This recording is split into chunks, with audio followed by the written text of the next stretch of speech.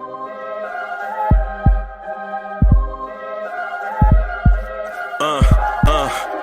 rank where the view is nothing less than phenomenal. For how I express and project from my abdominal. The only view better, both my daddy and my mama know.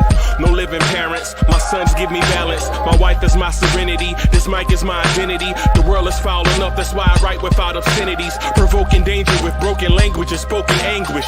Begging to get hurt, why would you ask to go through changes? Yes, Lord, life's a chessboard, master the angles. Control the tempo, be the one who holds the info. Acknowledge is just as deadly as machete swings. When spoken, the truth is as potent as that Medellin. While others swear the style is free, I just let it ring. Our time is undervalued, soldiers make us better kings. My fans on my shoulder, reaching after better things. Today I take the shot, for them I'd rather set the screen. My mama told me follow my dreams. My daddy told me get it by any means. Stand tall, make him bow to a king. But I've evolved, you can see the resolve. Look in my eyes when you speaking to God. Life and for those who be caught up in using what I was called with the muse. I guess they call it proving I'm more than an artist. Penciling out my darkest while stenciling out a harvest. And storing what gets me from A to B, just like garages. Instrumental with collages. Envision what I've been drawing. Broadway to give you rhythm like the great Lena on. So bent on, found comfort in the storm. Find peace and on when you see them others perform. Organized chaos, outcast it like hey ya.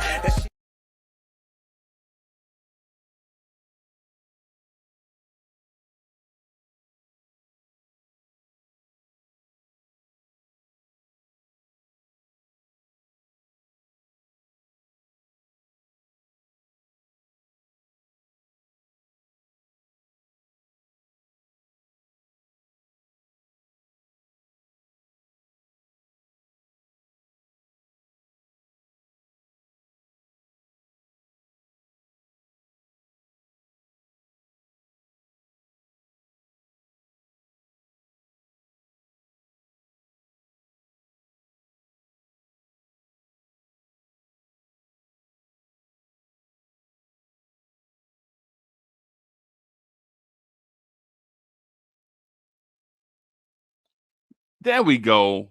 There we go. Okay, now we cooking. All right. All right. Party people in the place to be. What's good?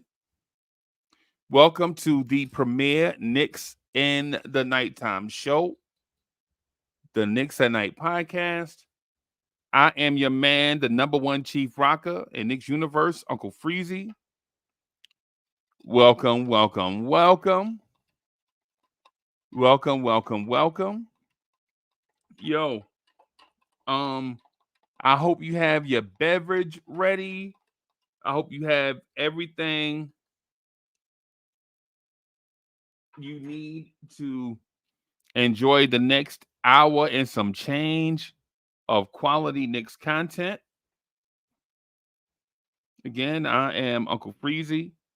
Been a Knicks fan since the early 70s. If this is your first time coming through rocking with us, please consider subscribing to the channel. Definitely hit the like button. Definitely hit the like button. And get ready to enjoy the show. Big Buddy in the building. Alfonso Scott is in the building. King Embett in the place to be. Core Mega is in the building. Will Salkin is in the building. What's good? What's good? Torres is in the spot. What's good, Torres? D-Block. DSJ is in the building. Adam, what's happening? What's good? What's good? Yo, so I'm sorry about being a little bit late. I legit had to decompress. I'm not gonna lie. I had to think about my stance on this team. Not the franchise, not the organization, but this team. Oh, man is in the building. Spree is in the building. Ernesto is in the building. What's good? Salute, salute. My guy Ernesto was in the building. I'm not gonna lie to you. As this game was going on, and this game was game 30 for the Knicks, right? So this game was game 30 for the Knicks. All right. So I don't want to hear the sample size talk no more, right? We're beyond sample size talk, right? Um, I don't want to hear the tinkering stuff anymore. Not at game 30. And when I say I don't want to hear it, I'm not saying it out of a place of arrogance. I don't want to hear that because I felt like that was a built-in excuse for a lot of Knicks fans. That was the built-in excuse for a lot of Knicks fans, right? But as we sit, I'm not even gonna lie to you. I'm gonna keep it a stack. I'm gonna reassess where I think this team is. Right. First of all, let me say this. Let me be clear. The Knicks lost to a superior team tonight. Period.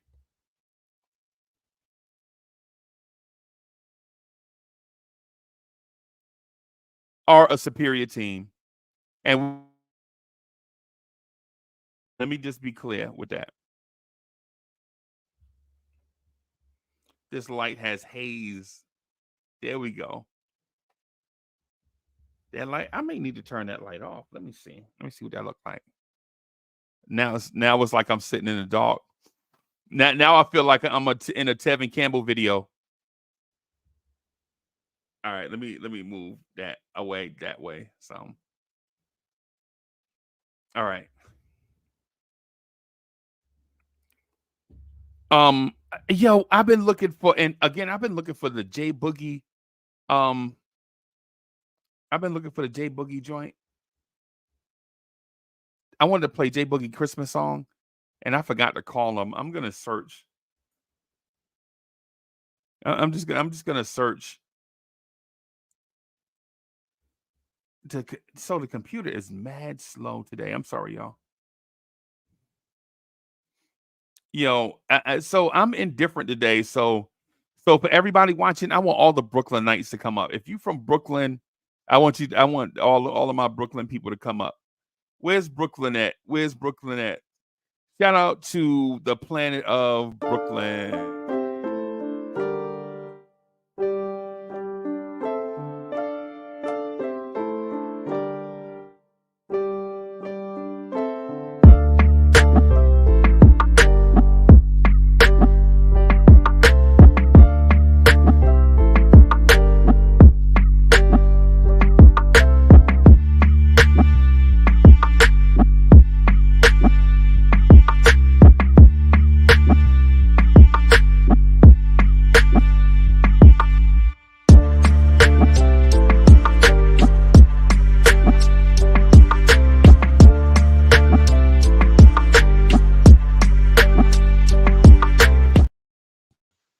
Yo, Yo, salute Freezie, salute to the chat.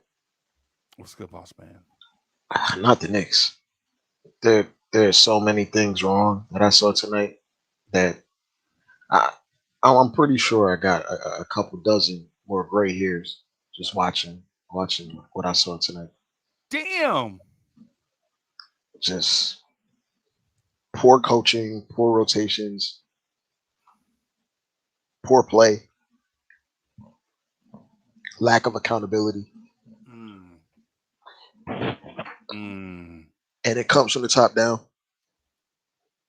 Leon Rose, Pause. you will have to answer. You will have to answer for your sins because this team that you put together Right. and the coach that you've enabled to just do whatever he wants, it's just run ragged. And yeah, it's a superior team, but going out like this makes no sense. It makes no like we're playing we're playing against a team that's operating for the future. We're playing against a 2025 team, and we're trying to do it with 2018 rules and 2018 roster composition. It just makes no sense. Like Right. Freezy, what if I told you the there's one particular player on the Knicks, right? If they don't play, right, if all the minutes that they're off the court, we're actually a losing team. Like we lose literally all the minutes when he's not on the court. RJ Barrett. No, it's Emmanuel quickly. What? We're a plus 38 in total minutes when he plays, right? Right. But Right. we're a losing basketball team when he doesn't. And for some reason, Emmanuel quickly averages 22 minutes a game. I I can't. I don't know how to explain it. I don't understand. And it's been the case with him being a score plus minus. Like he's been a positive player for 4 straight years, and he's never gotten rewarded for it. We've never catered to him. We've just treated him like an afterthought, like someone that just, oh, he's a nice little guy, but we don't really. We got Brunson and Randall to worry about. We don't care about Brunson. I mean, we don't care about Quickly. Quickly's just gonna be here, and it's just it's like silliness. It's just silly watching these rotations. Freezy, Yep. we played against a team that had no backup center, right? And we decided to play Taj Gibson 10 minutes. For what reason? I don't know. Right.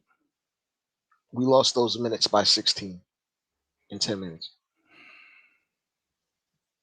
Quickly played with Taj Gibson the entire time, right? And Quickly is the only one with a positive plus minus. I have literally no idea how Quickly withstood a negative 16 from Taj Gibson in 10 minutes. But we playing against teams like we could you could the easy answer is, yo, RJ was trash tonight. Yes, RJ was trash. He shouldn't have had the ability to play that many minutes to even impose his trashness even more than what he was. He Right. should not have played more than 20 minutes tonight, if that. Okay.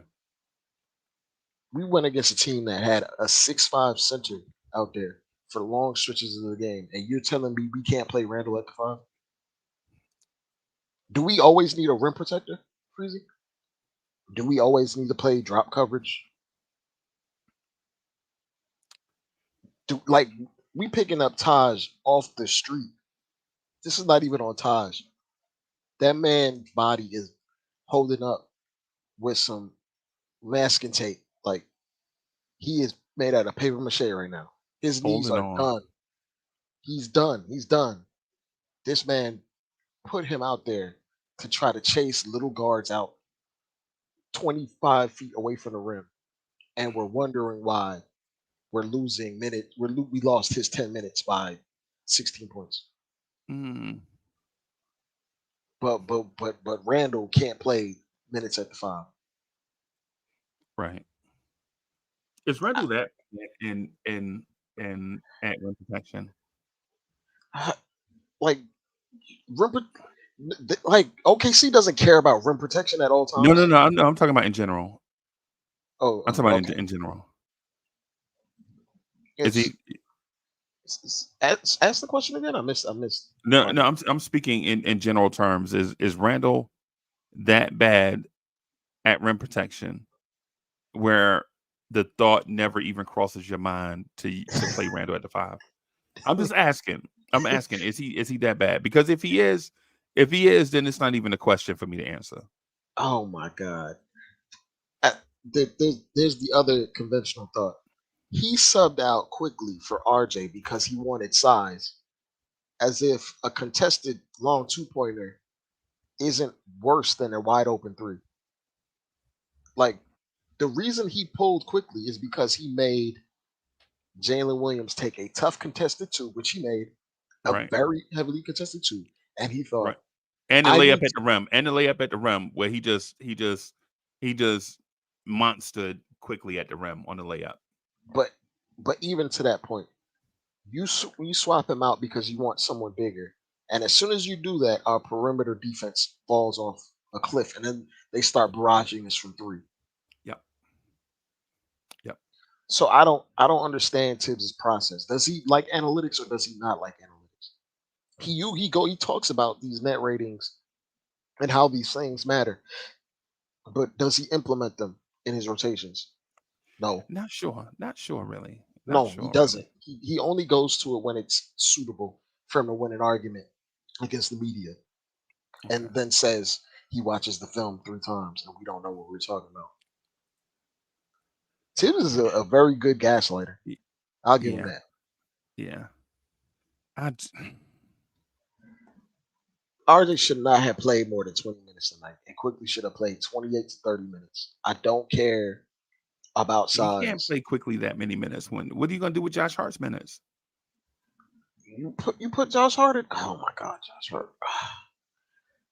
That's another thing. Josh Hart and RJ minutes have never worked.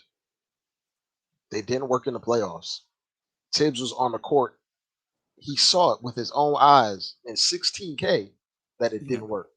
Yeah. And he Yeah. decides to trot it out That's anyway. better. Better than 4K, everybody. He saw it and like we got HD. Nah, he saw it. He saw the sweat beads on the players and still decides, yo, we need to play these two together, even though it's never worked. This Indeed. team don't make no sense. The decision making makes no sense. Like I want to say that I get the logic, but I don't. Yeah. I, I get the logic. if I'm quickly, I'm asking for a trade, bro, over the summer. Yeah. Don't match my either. If you gonna match me, match me, trade me. Don't bring me back Silent trade. Yeah.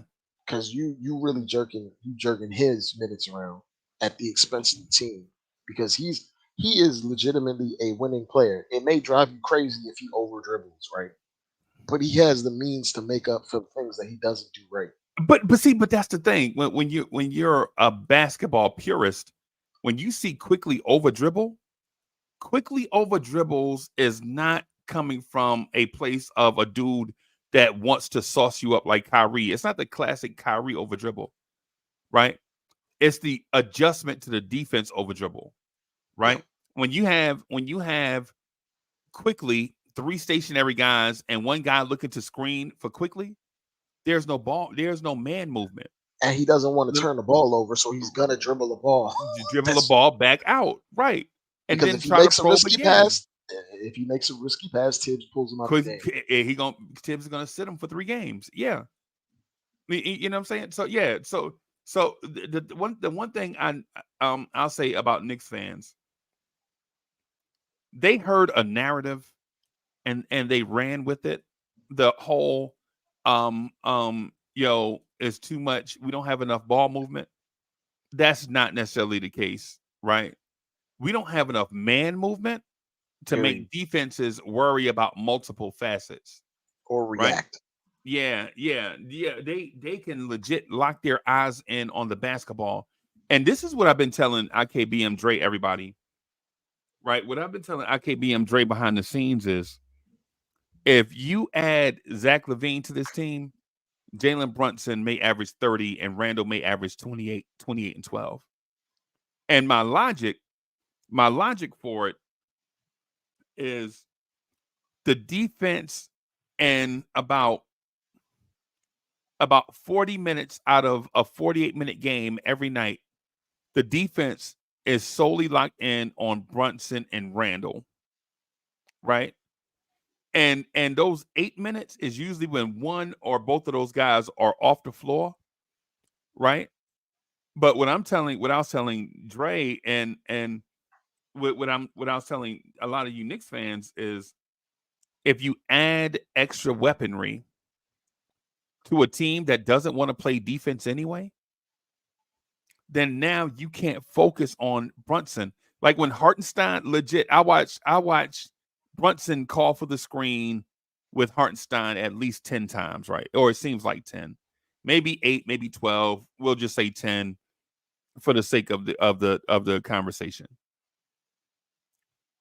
When Hartenstein rolled to the rim, the wing players sagged and bumped Hartenstein on the way to the rim. And what can Hartenstein do about that? When I talk to y'all about inverting your philosophies on defense, historically, a big bumps cutters, right? But if you have no threat on the perimeter, the opposing team's wing players bumps cutters because there's no threat for three. It's why you see DiVincenzo get so many looks from the outside. Because even though DiVincenzo is starting to get a reputation as a three-point shooter, he's not there yet, right? Nobody is going to give respect to DiVincenzo when he knocks down 5 threes once every 3 weeks, right? So now your wing players can bump cutters and play the perimeter. Now they're stymieing your pick and roll, right? Because now you slow down Hartenstein and you're pinching in on Brunson. And Brunson is not a delicate enough playmaker to make teams pay when wing defenders pinch and tag rollers to the rim. It's the defense that Tibbs ran 3 years ago in the playoff run. So I guess it's 3 years ago, whatever. 3 years ago, when he had RJ Barrett bumping cutters and tagging guys on the weak side and then scrambling back to the corner. RJ Barrett and Reggie Bullock used to do that. What happens is just because the defense looks the same with personnel, but coaches are mixing up the defenses on the fly, right? Just because you have the same guys on the floor doesn't mean you run the same defense, right? The general legit is calling orders from the sideline of what he wants his soldiers to do, right? But us, instead of anticipating this, instead of just taking that away, period, right? Instead of playing Grimes and Quickly with Brunson and Randall and Hartenstein, right? And I know what you guys are going to say. Oh, my God, that lineup is so small. Bro, when we put big lineups out there, it's still the same thing. It's worse because we don't shoot, right? If you sit Josh Hart, if you sit RJ and just go DiVincenzo, Quickly, Brunson, spread the defense to the extreme, you'll get a lane for Hartenstein to drive to the rim. Now, is he going to yam it on 3 or 4 people? Not likely, right? But once he catches it, is he a great decision maker? Yes. Right? So the thing is if Hartenstein catches it 4 feet away from the basket, I trust Hartenstein passing out of contested traffic's arms and legs more than I trust Randall and Brunson. Right? Because it's not a skill set, it's a mindset. Right? It's a the willingness mindset to do it. It's the willingness. Yeah. And to that point, anticipating it. Yeah. To that point, Freezie, you're talking about the roster lineup that we had out there. We had RJ and Hart in the corners, and they were getting disrespected completely the entire time. Dre, what I'm telling you, bro, is you can't put 3 power forwards on the floor at the same time. Shit, it might be 4 of them. Count Brunson. Right. Brunson got the best post moves out of anybody on the damn team. He might as well be a power forward. Right. Yeah, that's what I'm saying, bro. You can't have 3 or 4 power forwards on the floor at the same time with a non-shooter. Yeah, hey, how that sounds to you? Now, I'm not criticizing Tibbs, right? What I'm gonna say, what I'm saying is just basketball stuff. So I'm saying is regardless of whoever the coach is, because after watching this game tonight, what I noticed is that this Knicks team is not in pursuit of a championship. They're trying to develop. They're trying to develop Jalen Brunson into an all-star point guard, right? Superstar. Right. They're trying to develop Jalen Brunson into a superstar. Yes, superstar point guard, right? At the same time, they're also trying to develop Julius Randle into a winning player. Just make winning plays. Randle, just don't try to make megastar plays. Just make the plays that help you win. Right? Like, don't go. If you notice, Randall's rebounds are down, right? Randall's rebounds are not down because of Mitchell Robinson. I know a lot of y'all want to say that, but Randall was averaging double-digit rebounds before he even knew who Mitchell Robinson was. Let's not act like, Mitchell Robinson all of a sudden created Julius Randle's rebounding. He came out of high school as a grab and go rebounder in high school, right? The thing with Randall though is you don't see Randall flying into a crowd being reckless anymore. You don't see any of those now.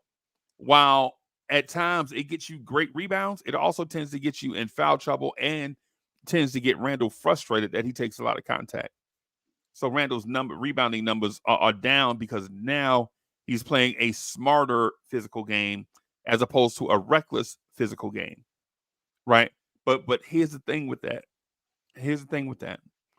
If Randall is doing that, you don't get the consistent big rebounding games from other Knicks on the team. Once a month, you'll see Josh Hart grab 15 rebounds.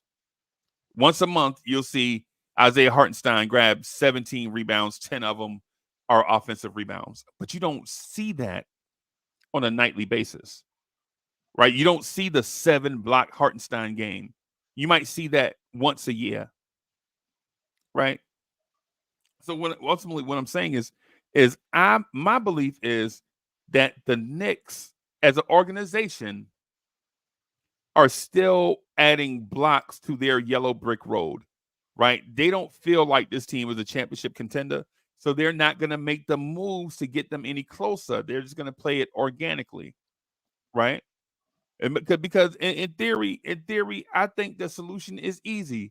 Go get Jalen McDaniels from Toronto and go get Zach LaVine, right? To me, it's that right there gets you to a second round, right?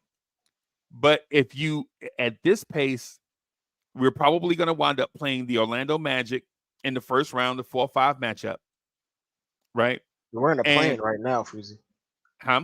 We're in a plane right now. As yeah, far no, as the standings. yeah, I think there are some I think teams that, yeah. I You remember think the Magic are gonna fall a little bit down to earth to me personally. I don't think they I end up think in they're the gonna. 4 or the 5. I think they fall to like the 6. You Personally, think so? yeah. Okay. Well, say it's whoever it is. Say it's Indiana, just for the sake of the conversation, because they look For the bad argument, recently too. yeah.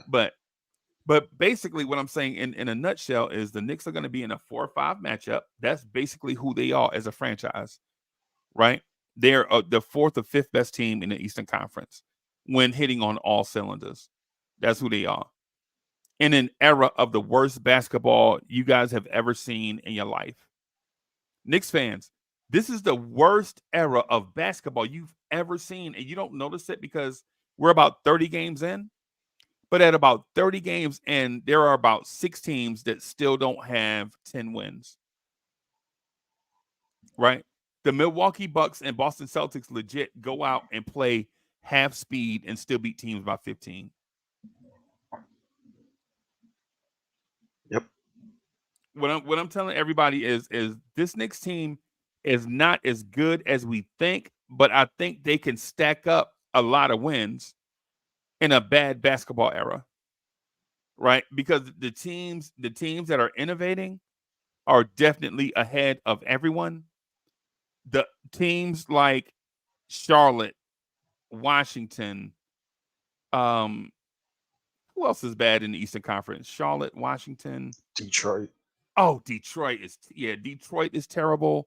And then in the Western Historically Conference, bad. yeah, in the Western Conference, you got Portland. That's a grease fire. And who else is bad in the West? San Antonio. Yeah. Oh my God, bro. San Antonio is so bad. They can't even get, bro. How can you not pass the ball to a dude that's 7'6"? He's calling for alley oops at the 3-point line, and they still not passing it to him. Bro, oh my God. This is the worst era of basketball that I've ever seen in my life. Or I'll say it, Freezy. It's like the most volatile because the upper echelon of the league make basketball look so beautiful, and the bottom is just so terrible. Yep. It's just super volatile. You see amazing looking basketball. Like when we get to the last 2 rounds of the playoffs, when we get to the conference finals and the finals, it's gonna be spectacular basketball from a tactician standpoint. But getting through this part of the season when you're playing terrible basketball teams, it's rough. It's a lot But of what rough I'm stuff. telling you though is if you think it's bad in December, you wait till after the trade deadline. Oh, wait till April. Last 5 games. You won't want to Last 6 watch games. it, bro. Those are them Obi Toppin minutes type games. And for that reason, that's the reason why I think your Indianas and your Orlandos are going to hang around, because by that time, teams are already packed. If they're packing it in before New Year's, bro, and you know the dog days are in January, right? So this next 15 game stretch, in January is that'll be the dog days. This is generally when great players get injured, right? January, they'll have some type of weird injury where they already have enough cachet to make the all-star team, but they just need a rest.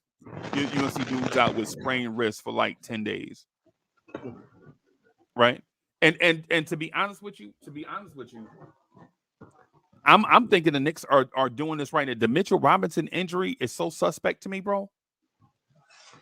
Apparently, he has screws in his foot, according to Yeah. Mark. But how do you say reevaluated in such and such weeks, and then like no, he out for the year,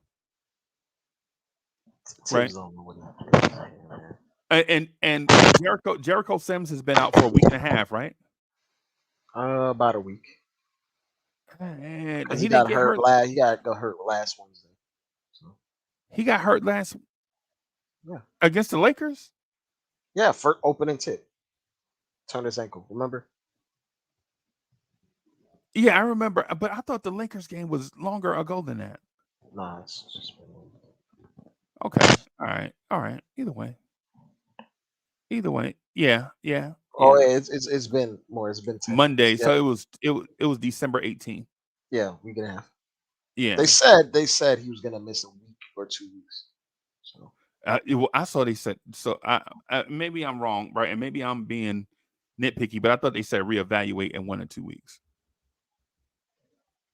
Either way, it don't matter. yeah. It don't, because Jericho Sims is not gonna. He's not an NBA. Well, he wasn't playing like an NBA player. We last saw him. Yeah, Jericho Sims, and when you bring him back, I think you bring him back as Jared Vanderbilt. And if he looks bad as Jared Vanderbilt, so what? He looked bad as Mitchell Robinson. Anybody agree? But Freezie, Tibbs tries to turn anyone that plays the center into Mitchell Robinson. Yeah. And we saw how he tried to make Taj Gibson into a rim protector and rebounder, and his body is falling apart as we see it. Yeah. Live in action. So it's one of those. He's so rigid he doesn't know how to conform. Like, not to completely hijack the point, but like, man, we went against a team that has a plan for much longer than 2023. You know what? I'm sorry. Go ahead, bro. No, you good. Go ahead. So what I saw tonight, and shout out to Mom Dukes for buying me the brightest yellow Scully you ever saw in your life. You know what I'm saying? She was like, "You like hats?" I was like, "Yeah, I like hats." So she got me this. I look like Tinky Winky, bro, with this hat on, bro. I ain't gonna lie. The hat got so much room in it, bro. I have a big head too, by the way. I think it's like 7 and 5/8 or something like that. But man, bro. But anyways, what I saw tonight was not a team that rewrote innovation. Like, I didn't see, when I saw Oklahoma City, I didn't see Coach Dagnall didn't look like he put his foot on the gas. He just gave a little teasers because you saw the little point center moves that they had here and there. Then they had like the micro center of the bench, which was like really a 6'5" guy. And then they played like a ton of 5 out, which is like, if they get to the playoffs, they're gonna go fully into their bag of tricks. They just sprinkled a little bit on us, and we can't adjust to that because we don't change what we do. We just try to emulate a particular formula over and over. So, but let me ask: is innovation and imagination are two different things, right? Mm-hmm. Because you have to have an imagination to innovate, right? Yeah. But you don't innovate imagination. right? So there are two different things. What I saw tonight was a coach that could have put his foot on the gas and chose not to, right? What I saw tonight was a coach looking to get one of his secondary players going. And I think they were successful in that. Mhm. I think the game plan was they know going forward they need a three-head monster, right? And I think they're comfortable with two of them right now. And Chet and the Canadian guy, right? Put But some respect on SGA, man. I just Because yeah, we got a Canadian guy. And he ain't that. So yeah. Houston has a Canadian guy also. yeah. Yeah. Denver has a Canadian. Yeah, but yeah, I gotta respect him. SGA is legit. That man, and I had a separate point that I want to get to in the Josh Hart versus SGA Oh, he got cooked. thing. But in this case though, I legit saw SGA attack from one side to draw the weak side defender so the other guy can at least get a touch, right? And Michael Cage, who is the biggest homer you ever saw in your life. Bro, Michael Cage, if I ever see you, I'm giving you some activator. And I know you bald headed right now. I'm just giving you some activator. I'm giving you some soul glow, bro. But anyway, you saw SGA attack the Knicks defense and a crease that the Knicks were trying to protect. So they overprotected this thing, right? And it led to a secondary player going off. I can't even remember the dude's name, right? But you saw, Jalen Williams? I think that's him. He had his career high tonight. Yeah, but the touches he got, bro, were so. Oh my goodness, bro. Like SGA was manipulating our defense. Like he was getting triple teamed and double teamed, and he was just making the right read every single time. But he And dribbled still got his into the 30. double team. Yeah, he was. He He know. dribbled. He forced us to double because you don't want to see SGA on Jalen Brunson all night. You don't want to see SGA manipulate Dante DiVincenzo all night. You don't want to see. You don't want to see SGA and Josh Hart, bro. I think Grimes probably would have been our best defender on him. Right. But Grimes is in his own head being a ham sandwich. So, bro, bro. Yeah, I'm what I'm saying to you is, and shout out to DSJ is that DSJ in the chat with all caps? We could have drafted Jalen Williams, but DSJ says, who was in the chat yesterday? Doesn't anyone want to debate for Tom Thibodeau and Leon Rose? Extend them both, right? Sherwin Sherwin loves him some Tom Thibodeau. Yeah. Sherwin also said that Quickly had a bad game. So clearly, brother, you're very impaired tonight. Yeah. He a hater. Love you, Sherwin. Yeah, every time I see Sherwin, I'll just it's so easy to distract Sherwin, right? What I'll do is hit Sherwin with a culture reference, and he'll talk about the culture for the rest of the live stream. He'll be like, "No, Sherwin, that's not how we do it in this culture, bro." And then Sherwin to go off, forget basketball. I know y'all, bro. I know all of y'all in the chat. Right? Keith Turner is in the building, probably fresh off of stopping two galaxies from colliding together as he smoked a Newport. Keith Turner legit lit his Newport with the biggest star in our sky, Sirius B. He just walked up to it and lit a cigarette with it. Keith Turner is Galactus? Yeah, that's him. No, he's Galactus's boss. Oh, okay. Yeah, Galactus works through the temp service for Keith Turner.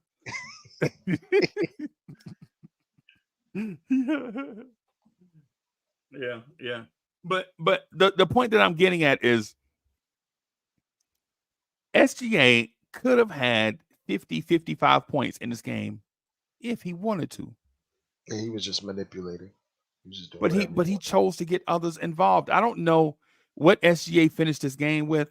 It Yeah, felt 30. like 30, but probably could have been 50.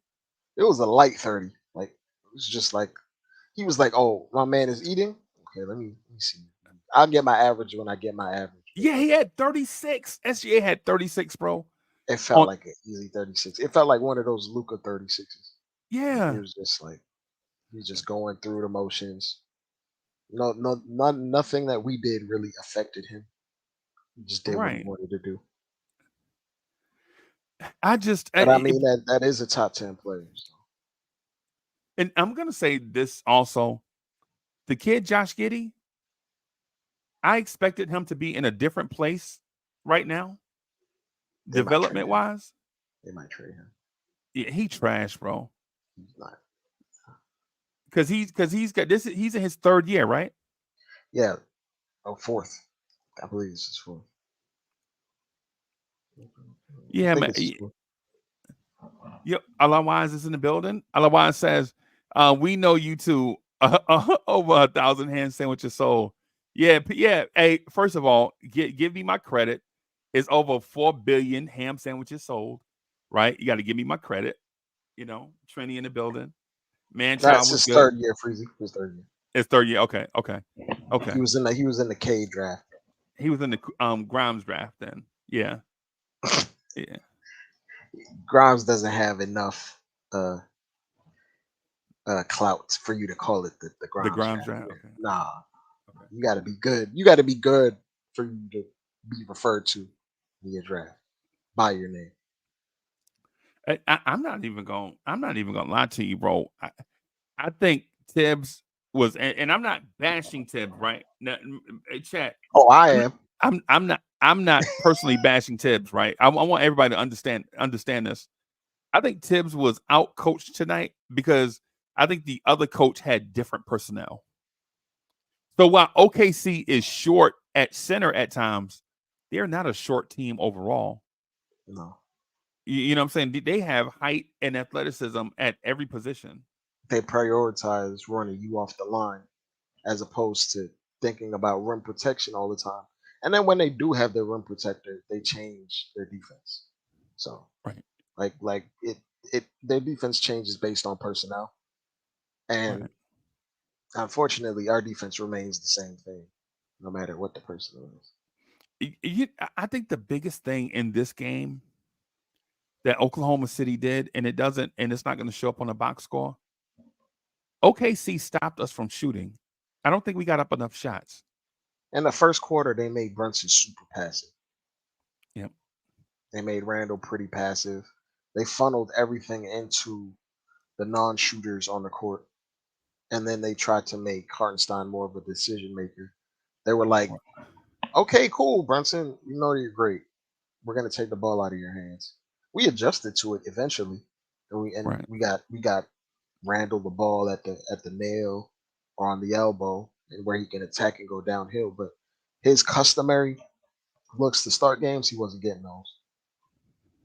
Him or Brunson, they both had like relatively slow starts. So our starters shot the ball 64 times. I'd like to have that number be somewhere in the 70s. It should have been higher, but you know why? We had so many turnovers. Well, turnovers too. That'll stop you from shooting too.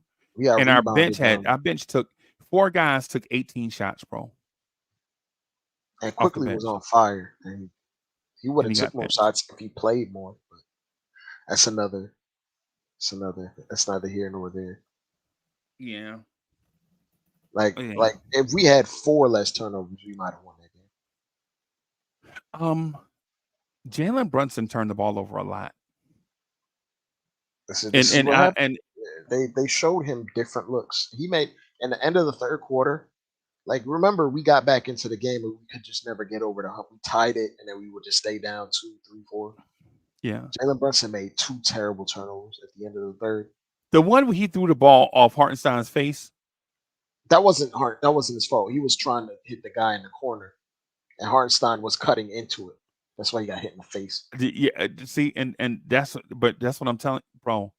If he were 6'6", if He he would were six, he would just fling it over. yeah, and And how do you call the play, run it, and not know what Hartenstein is? This is, they don't have chemistry. I'm not gonna lie. Like certain things that Hartenstein does help because he's a high IQ player, but they don't have the chemistry yet. And it feels like we ad lib a lot of the times. Like we go Yeah, into this, we go into the weave, which is for show. It's yeah. not really for anything. Then we go straight into It's isolation just for defense. everybody to touch it. That's all. It's for keep everybody in rhythm. That's Yeah, it. and then it just it got out And of rhythm hand. is a real thing, by the way. Yeah, Rhythm is a real thing. just like momentum is, even though Yep. people analytics people don't agree with that aspect. They don't believe Right. momentum. That's because they don't play. Right. The thing I notice about and there are analytical YouTubers out there, bro, or social media people out there. I see them all the time posting stuff on Twitter and a bunch of stuff. And what it is they with analytics heavy guys. And trust me, I value analytics in real life and in sports, right? Right? I like advanced analytics, right? But what you have to use analytics for is what it was designed to do, right? Basically, analytics is a record of events. To contextualize what you're actually seeing. Right, right. That's all analytics are It's a is a supplement. recording of history and using recordings of history to project future events. That's what analytics are. That's what you use them for, right? If a guy is shooting 30% or 25% from three, but he's 0 for 50 from the top of the key, right? But he's 100% from the corners. That's what analytics is for.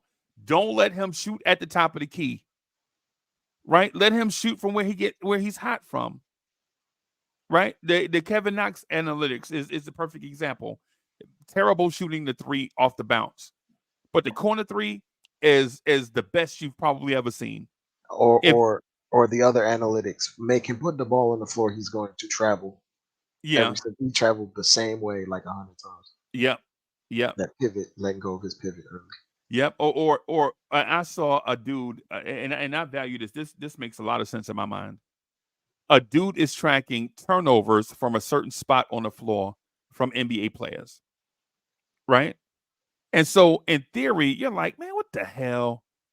You're tracking where the turnover occurred from certain players, and then I'm thinking, well, if you know that now, you can force your defense to make that player catch the ball in that area, Mhm, with the thought of he may turn it over and maybe that's a blind spot for him, mhm.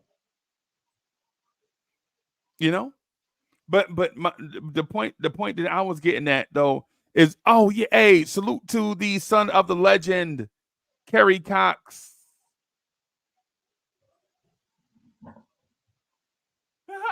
Hey, look, hey, Sherwin just put a rock in your shoe, bro. Did you see this? Oh my God. He Sherwin, when he posted up in the first half, he was getting doubled and triple teamed because it's Right. very easy to trap from the post or the low post. Any big man, not just Randall, any big guy, bro. I gave y'all the example of that when Jordan hit the shot on Brian Russell.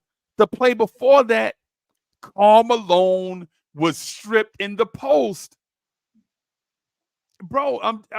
Teams are not just gonna let you operate from the post.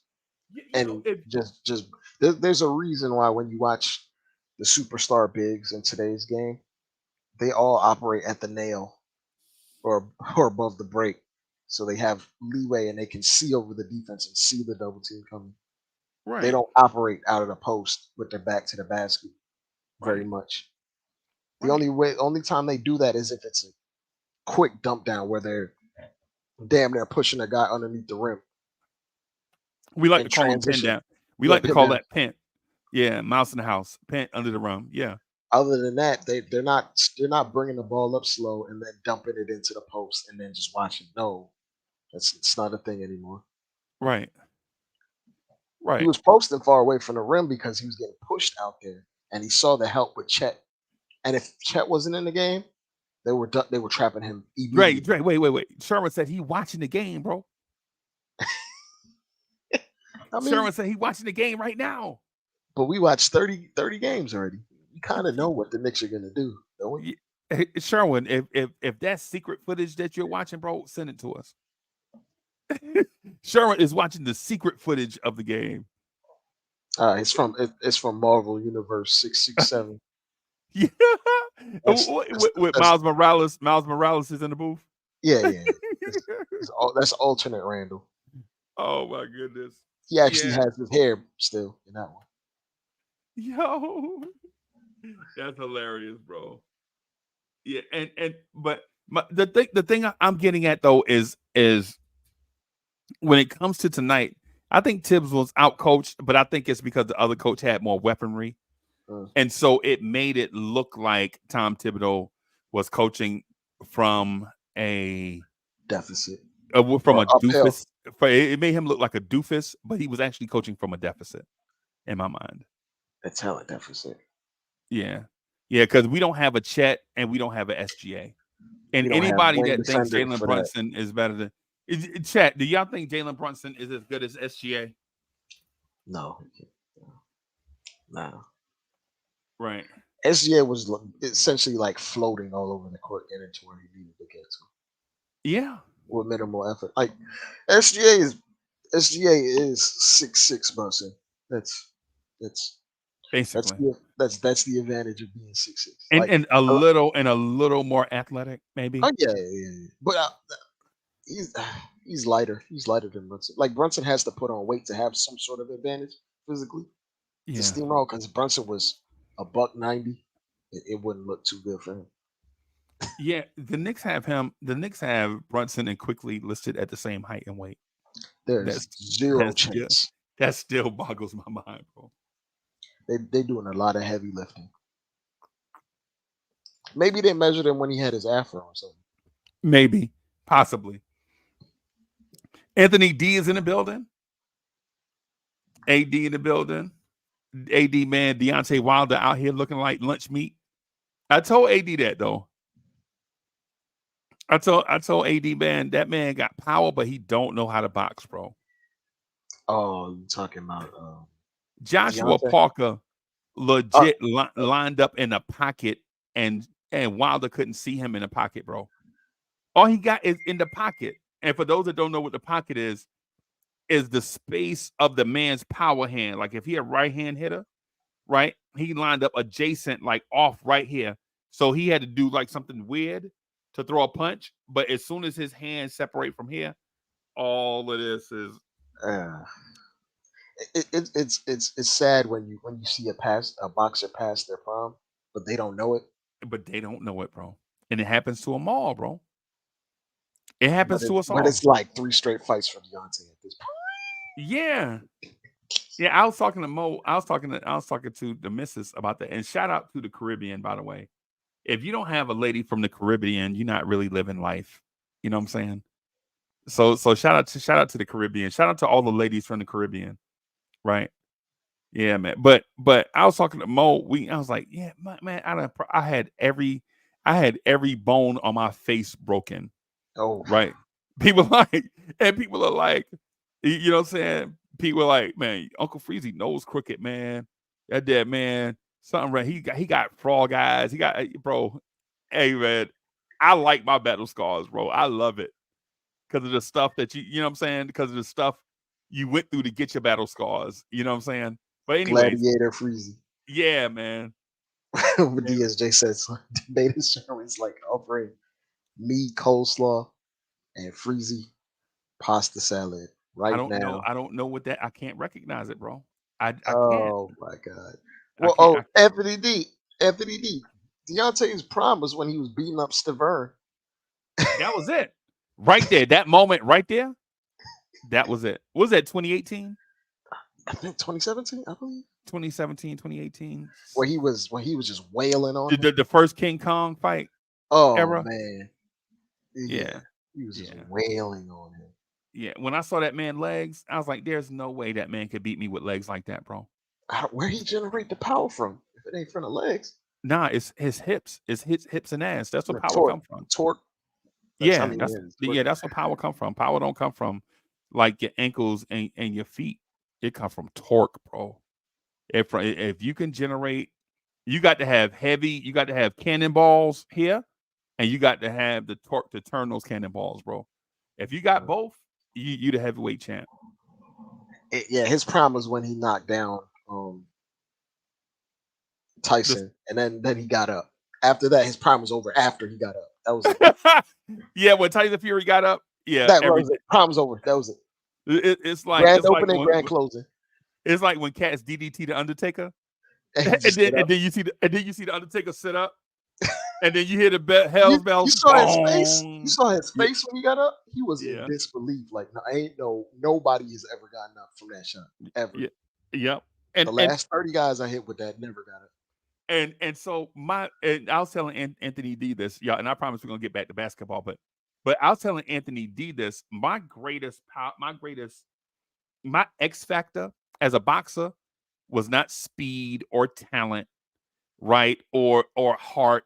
I mean, I had a lot of heart as a boxer, right? I had a lot of heart as a boxer, right? But my greatest superpower was being blessed with the chin, and that's a blessing I hope and a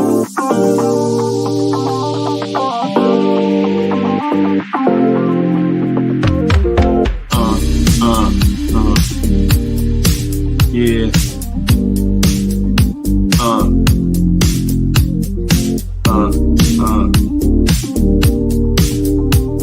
Yeah, ladies and gentlemen, put them drinks down and get on your feet. Put your hands together for the R&B sensation, DSJ. Ladies and gentlemen, DSJ.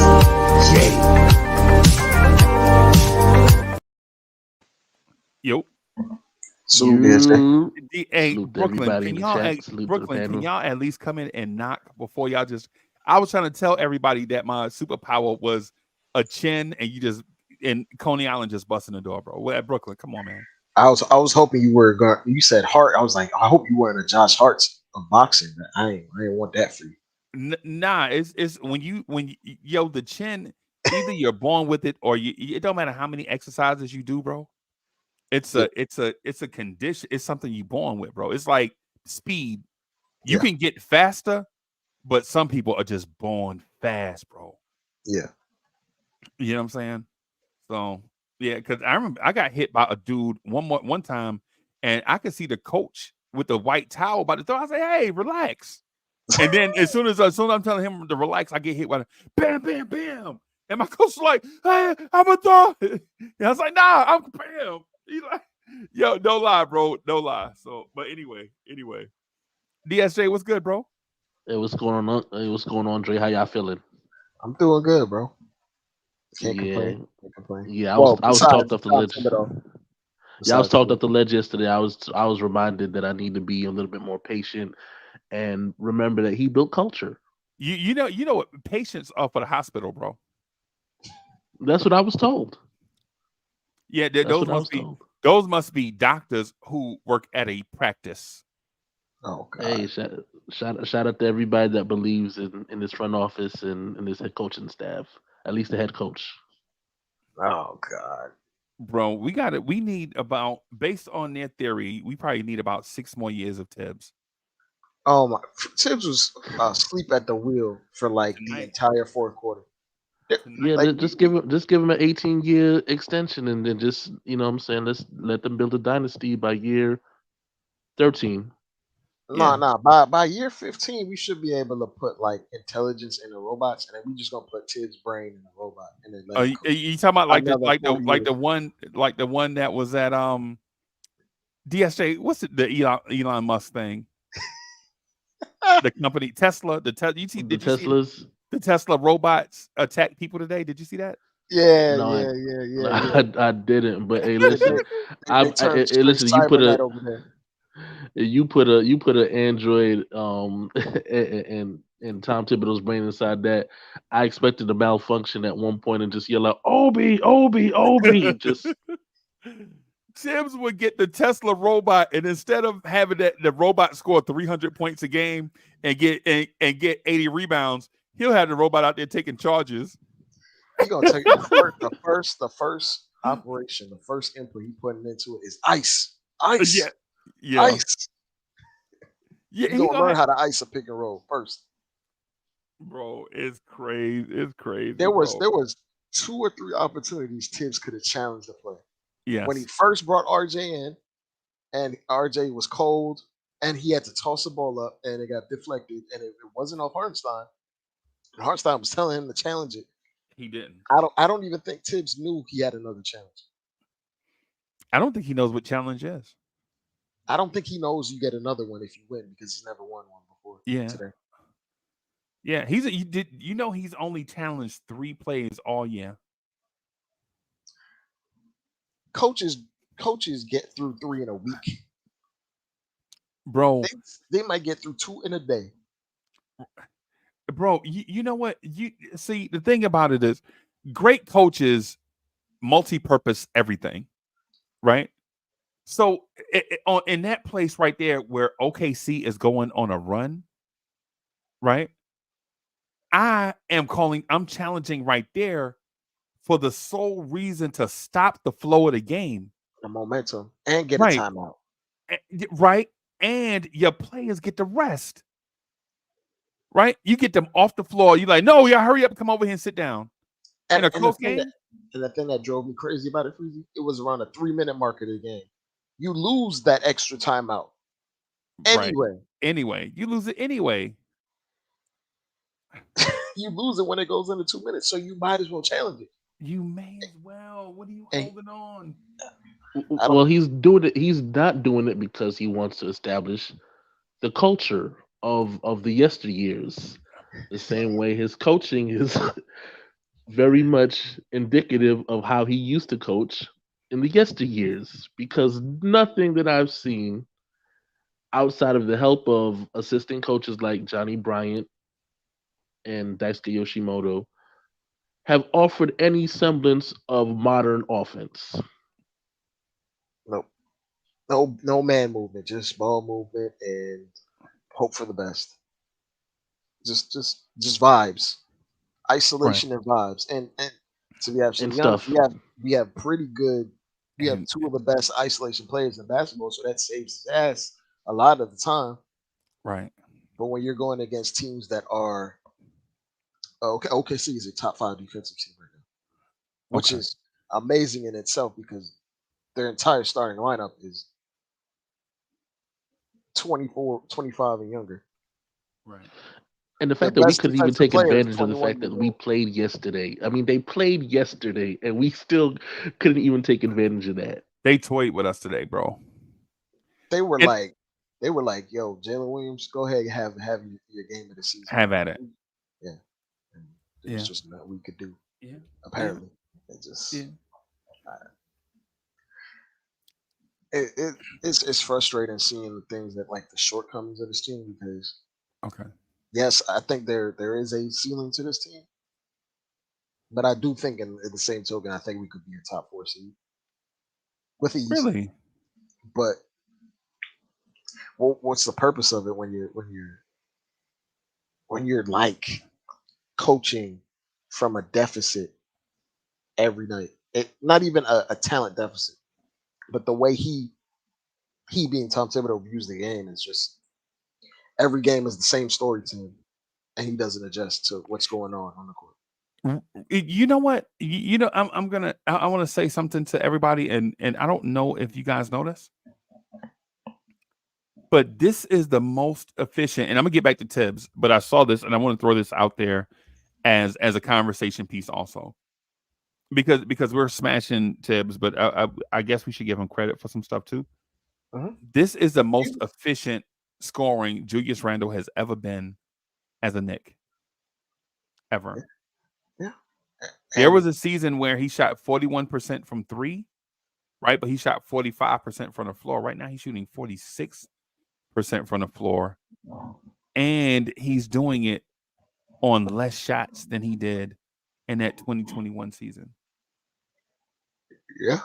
It was good. Well, to be fair, wasn't nobody else going to take shots from him on that team. Yeah. And to be fair to Randall, he was dragging dead bodies every night. Yeah. Like Holdish Alfred Payton. Yeah, Reggie Bullock, Theo Pinson. I knew this front office wasn't being serious when they brought back Reggie Bullock and Alfred Payton and Burks and all these guys to like 1 to 2 year deal. Like they weren't serious about taking steps. They were just comfortable with living in the middle, which I think they still are. Let me and I want Until they get an extension. Yeah, let me just say this too, right? Just to make y'all laugh. Y'all remember when Reggie Bullock was a free agent and the Knicks didn't want to give him the third year at $10 million? Uh-huh. So the third year would be this year right here, right? Right. The third year would be this year right here. He's in the league on some team right now, but Houston. Yeah, he's super not rotational, but what's the word I'm looking for? But we were playing Taj Gibson. We could have Freezie. I would have took Norvell Powell over Taj Gibson. No. Trey, you making me. At least he's. Ain't nobody got time for that. He's a living human being. Freezie. Half. He couldn't catch a basketball, bro. He dislocated his hands 4 times in 10 games.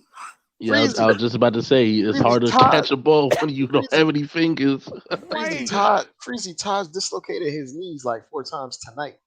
Yeah, well, yeah. Okay. Every time he gets close to the ball, he falls on the floor.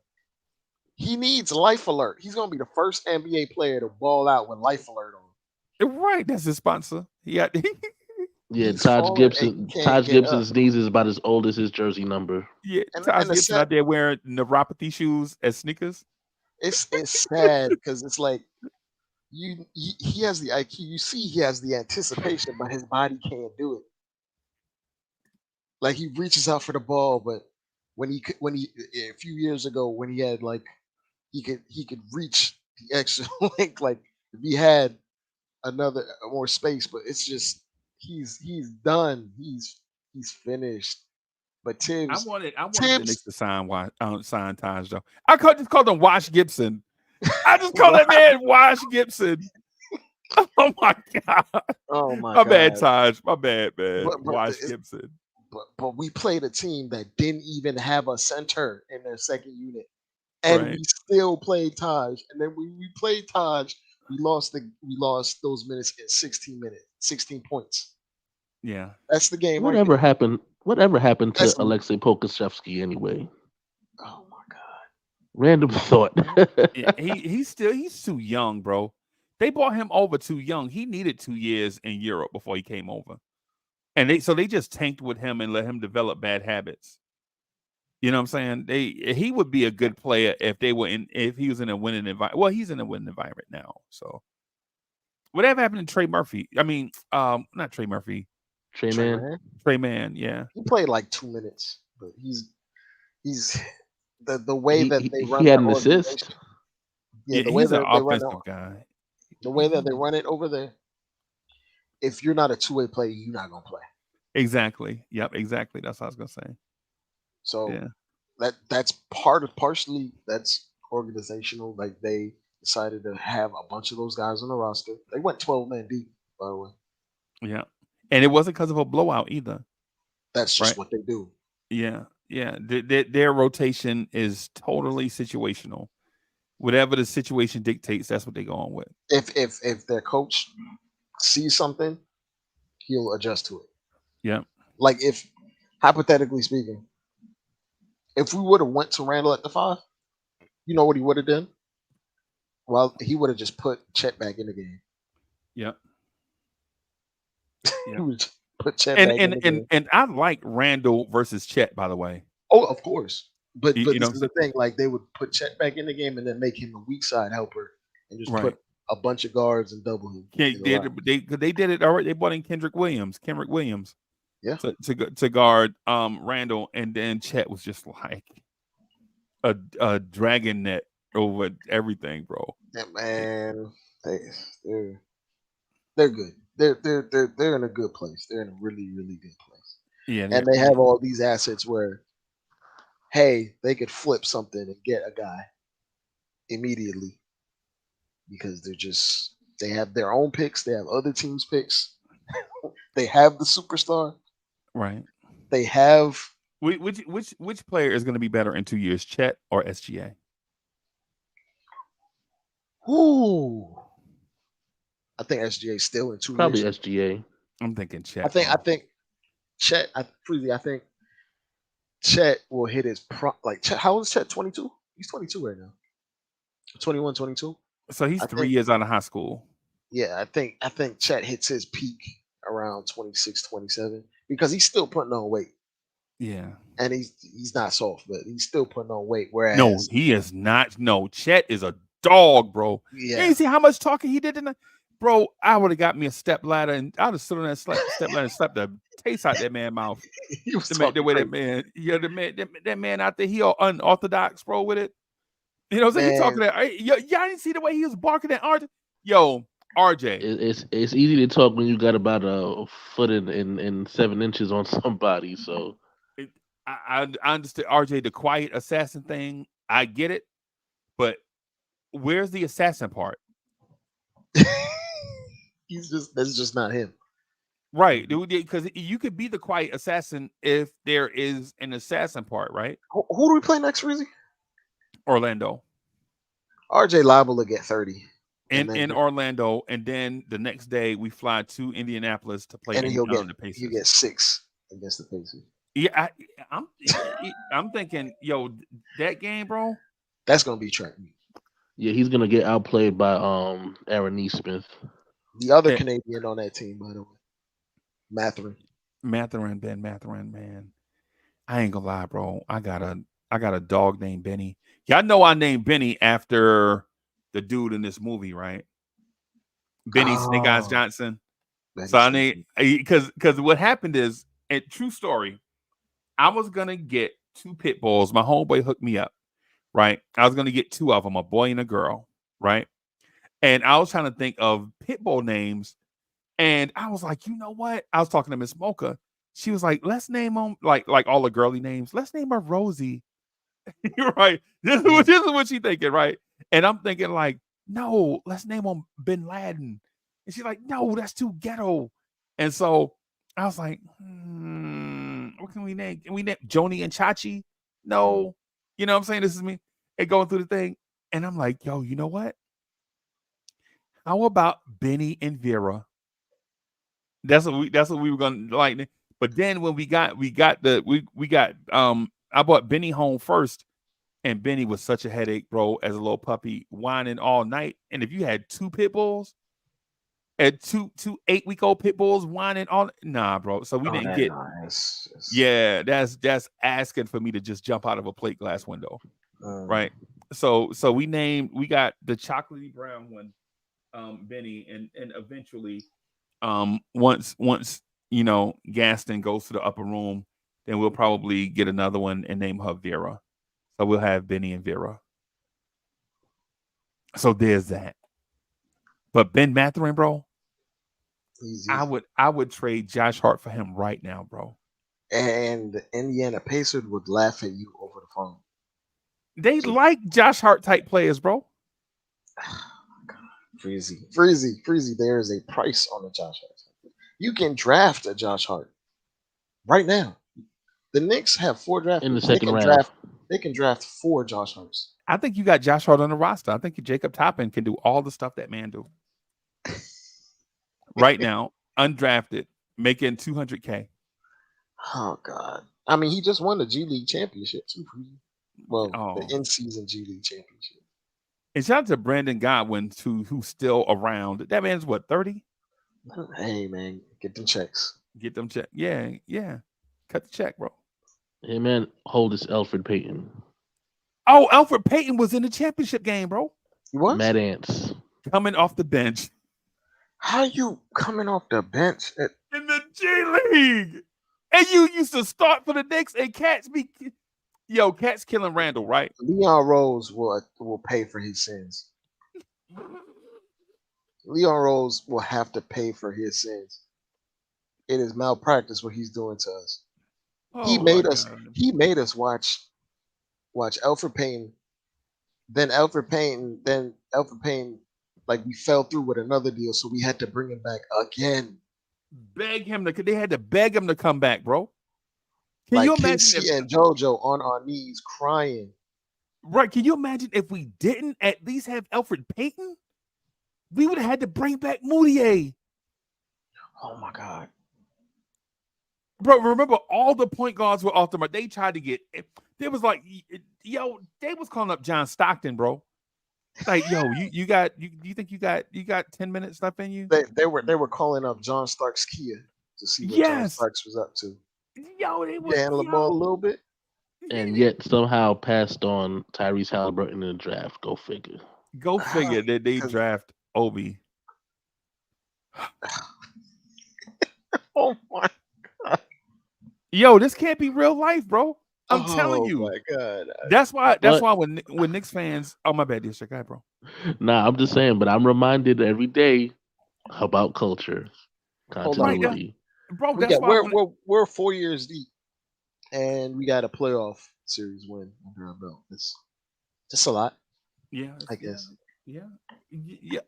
That's why when Cats talk to me about the Jalen Brunson signing, about how the organization was best friends with a former coach in the NBA, a former player, a former Knicks point guard's son is available. And I'm like, a former Knicks point guard's son is available. Cole Anthony? That could be, bro. This is what I'm telling you. Doc Rivers son? What are we talking about? This could have been. That's what I'm telling you. It's a copy and paste narrative, bro. Don't talk to me like this Jalen Brunson thing is original. Somebody Freezie, in PR is lazy, bro. Freezie, what would we have done if Jalen Brunson signed that extension with the Mavs? We would still have Quickly coming off the bench, right? We still probably have Quickly coming off the bench. He be in the backcourt starting with Damian Dotson. Well, at least we'd have Kemba Walker playing the same level of defense Jalen Brunson plays right now. So, draw the charges. Wow. Shots fired. Wow. I'm Freezie. Draw them charges, baby. Draw them charges. I have a question. In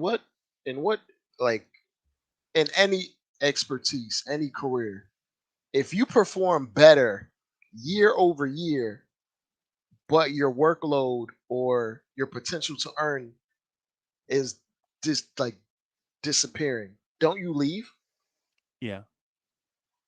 So what do we expect out of Quickly at this point? He's performing better in less minutes, and Tibbs is telling him, yo, just go back to the bench and sacrifice. When his sacrifice is probably the most important thing to us winning basketball games. Like I mentioned this earlier, my fault, but I mentioned this earlier. The Knicks are a negative basketball team when he doesn't play. Right. We are plus 38 when he does play. The whole reason we are 17 and 13 is because he plays every night, but 22 minutes. I'd imagine our record would be even better if he played 28 minutes. Bro, what I'm telling you is that coaching tree does that to everybody. Legit. Chris Childs was a basket. Chris Childs used to be a bucket at the 2. Chris Childs was a bucket, bro. At the 2, Van Gundy get him, and he's like, no, I don't want you to score. I just want you to play the hell out some defense. Be Eric Snow. Right. Please. Change. Yo, I know you're a free agent. I know we giving you the bag, right? Right. But we don't want you to be who you were and thrived at it. We want you to come here and be something different. Yeah, bro, the Van Gundy, that's why when people talk to me about Van Gundy, Tibbs, Larinaga, Bodega, what's his dude name that used to cost the Hornets? James Borrego. Yeah, him.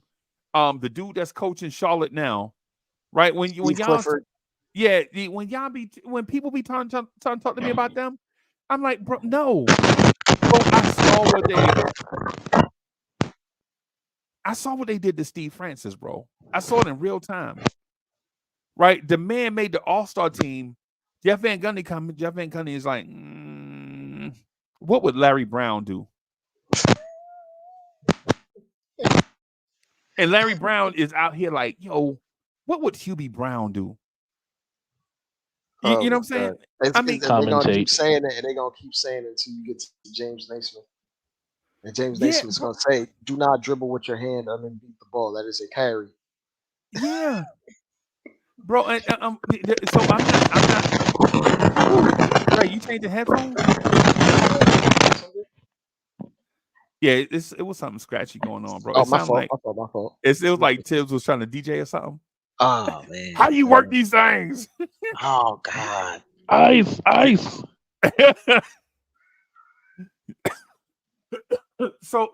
Yeah, if y'all remember what Jeff Van Gundy did to Steve Francis when Francis and Catino Mobley, yeah, I don't know if y'all remember this, but Francis and Catino Mobley played with Yao Ming. Y'all remember Yao Ming? Yeah. I know that was Before like he got 20 the years foot ago. I'm just injuries. Yeah. Yeah, he played like what 7 games in an 8-year career. Now he played like 7 straight years, and then that His foot. seventh year, bro, he retired. He was 30, 31? I believe so. Okay. Yeah. Somewhere around there. Like his foot just couldn't hold up. I just couldn't. He was too heavy, bro, and they wouldn't address it. Yeah, he was at 7'7". He was, yeah, and he should have been skinnier, not much skinnier, but all Like that weight. another 30, 40 pounds off. Yeah, he should have been. And I know he would have looked like Chet, but whatever, you know. But my thing is though with Tibbs is if you think this is new, what Tibbs is doing it quickly, nah. All these coaches were doing the same thing, man. Like, they get a guy who's got tremendous upside and they try to stifle it, right? That's why they get fired, guys blow up, right? And then on another team, a guy be like, "Yeah, man, I think coach for being such a disciplinarian with me and blah blah blah." And then they be like, "Well, would you want to play for him again?" Nah, man, that's what under the You know what I'm saying? Oh man, it's just like I have nothing bad to say, but yeah, I don't want to. Yeah, man. Yeah, It's but DSA, I asked Dre earlier, if you get rid of Tibbs and get rid of Leon Rose, who do you bring in? You can't bring Bob in Steve Myers and Kerr. Bob Myers, and you elevate Johnny Bryant, or you try to reach out to or Kenny you let Atkinson. Bob Myers pick out the next coach, which is probably Kenny Atkinson, right? I'm gonna tell y'all something, and y'all are probably gonna laugh, but if you get Bob Myers, get ready for Luke Walton to be your head coach, bro. Oh God. Or Kenny Atkinson, but just saying. Nah, Kenny Atkinson ain't that. What has Kenny Atkinson ever done, bro? Develop the Nets. And Or to they traded every one of them for superstars. what is he? They What is got he? What did he do though? they got rid. I mean, he Yeah, he got them to developed. the, he made He made Karis um LeVert look like a player, like a legitimate starter. He made D'Angelo Russell an all-star. How He do they got look Joe now Harris. though? He got Joe Harris a shooting touch I and developed mean the I mean system to get him open looks. and then I, they traded all of those dudes for the And Spencer, superstar, and then Kenny was like, "These dudes are divas. I'm out of here." yeah, I don't know what Kenny Atkinson. All he did was sit on autopilot in my mind, bro. Ooh, that's rough. Because in order to make the NBA, you're gonna have talent. In order to be an NBA player, you're not just gonna get to this level and not be talented. But like the Nets immediately went from like a pedestrian offensive team to a high pace, high 3-point volume team immediately, just Right, because Kenny was like, "Yo, we're already at a deficit talent wise. We're gonna use this 3-point shot to equalize the field a little bit." right. in a 2-year span, they And they went from a never, lottery team to a playoff team. Just bro. saying. But that's only 10 games, bro. Remember, they dug themselves out of that hole when they traded for KG and all of those assets. They Yeah, I were remember. salvaging parts to even get to that point. Like they definitely overachieved with those Kenny Atkinson teams. Yeah, and I think Jeremy Lin had something to do with that too. But You then know, Or Isaiah because Whitehead. Either way, yeah, yeah, Isaiah Whitehead. Yeah, I remember him. Right. nobody But else did. I'm not super impressed by Kenny Atkinson. I'm not saying he's the end all be all, but pretty sure he probably has a more in tune idea of what modern NBA is. But that And doesn't again, if we're necessarily looking mean at we're a great development, coach. Happy Salute you, money. holidays. What's good, boss? What's going What's on? good, boss man? What's going on? How you guys doing? Salute Delano, salute Dre, salute Uncle Freeze. What's going on? Salute. what up? What up? Yeah, we in here. We're defending. So the conversation is about Kenny Atkinson and how he's an adequate replacement for Tom Thibodeau. And Freezie is defending Tom Thibodeau because that's his favorite coach all the time. Yep. Damn right. To this day. to the wheels fall off. Yeah. To this Or at day. least till Taj Gibson is wheeling around in a wheelchair. Well, Right. speaking of wheels that fell off, the Thunder's wheels were stayed on and didn't fall off at all in this game. We got thunderstruck. Oh man, that is putting. They were toying with us for the vast majority of this game. That team is Right. so fast and athletic, man. That team's so fast and athletic. They're gonna be a tough out for whoever they see in the playoffs. I think Of any one game, this should have been the one game where Josh Hart had an impact because of the fact that he is a you know what I'm saying, up and down the court type of player in terms of pace and, you know what I'm saying, just being active once he gets the rebound, you know what I'm saying, pushing the pace. And he had a good 2 minutes in the third. I'm about to say he had a great minute and 43 seconds. And that was really it. And then outside of that, he got roasted. The only guy who I thought played great was Emmanuel Quigley. IQ was amazing in this game. Getting to the lane, three ball. I thought IQ was great in this game. What do you guys think? I think Sherwin would disagree. Tell that to Tom Thibodeau. Wait, what'd you say yesterday? I think Sherwin would disagree. Yeah, probably. Oh my God. I don't think Brunson had an impact in this game. I know people look at numbers. You gotta watch the game. Brunson was not that good in this game. He was amazing against the Bucks. I don't think he was that good in this game. He was getting roasted on pick and rolls, getting roasted on one-on-one. SGA was his daddy in this game. I mean, post-ups, step-back threes, athleticism. SGA took Brunson to school in this game. And Brunson, I know he scored 24 points. His shots were harder to take in this game, though. And I just didn't feel his impact in this game. What do you think? He didn't. What do you think when you watched the game? What do you think? I think it was like a bog standard Brunson game. I don't think it was anything special. I think it was his floor. Like he's going to get 24 points no matter what happens. But it wasn't like he was controlling the pace. Right. It wasn't like he was getting guys open. It was just very like he did against the Bucks. Belaboring. Yeah. It was a rough game for a lot of the game offensively first. We eventually got back into the game, getting to the free throw line and trying to impose our will, but the first half was trash on both ends in my mind. Even though we got like 60 points, it didn't feel like a real 60. It didn't feel like a real 60, yeah.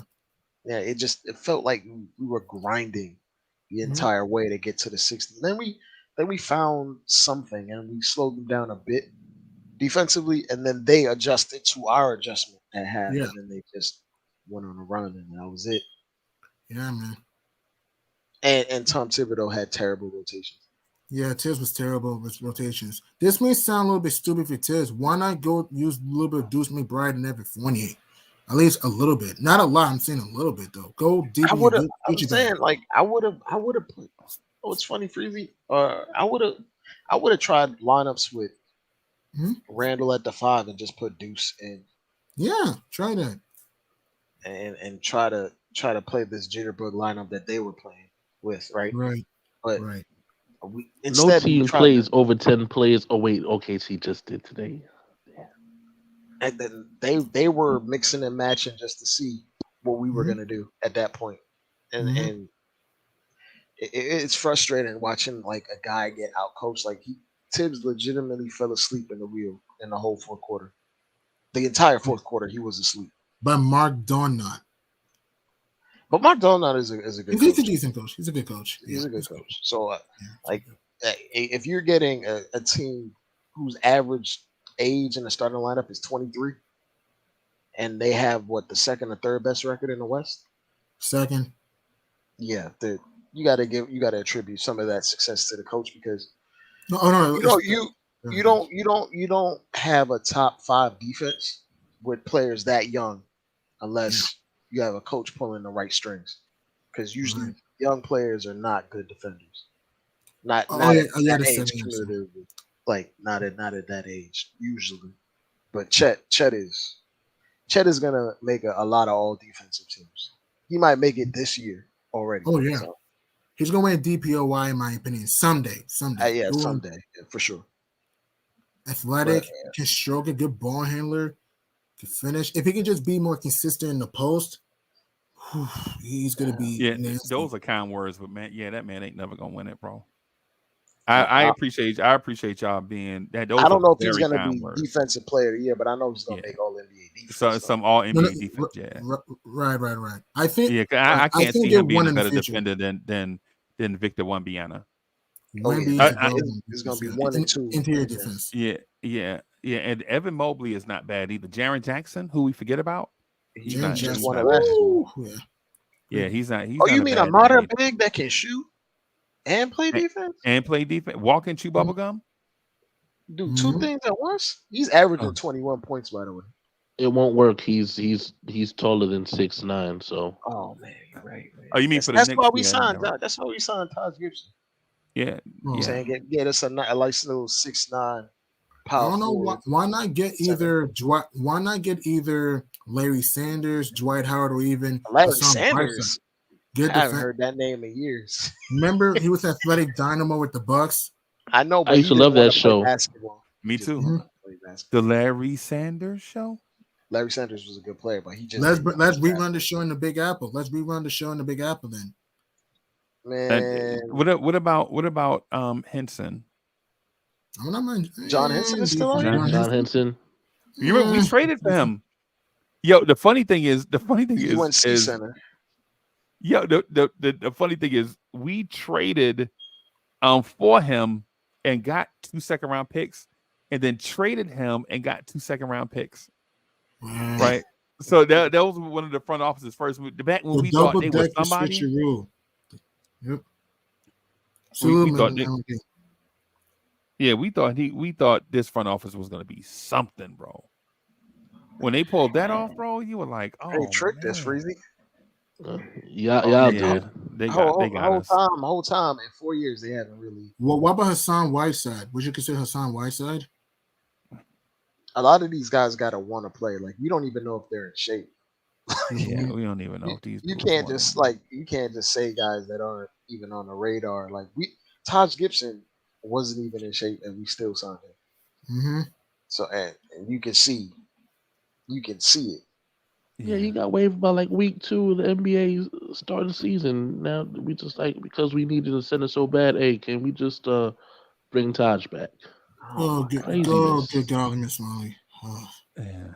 Also, I want to say this other point. We handicap ourselves You do. often.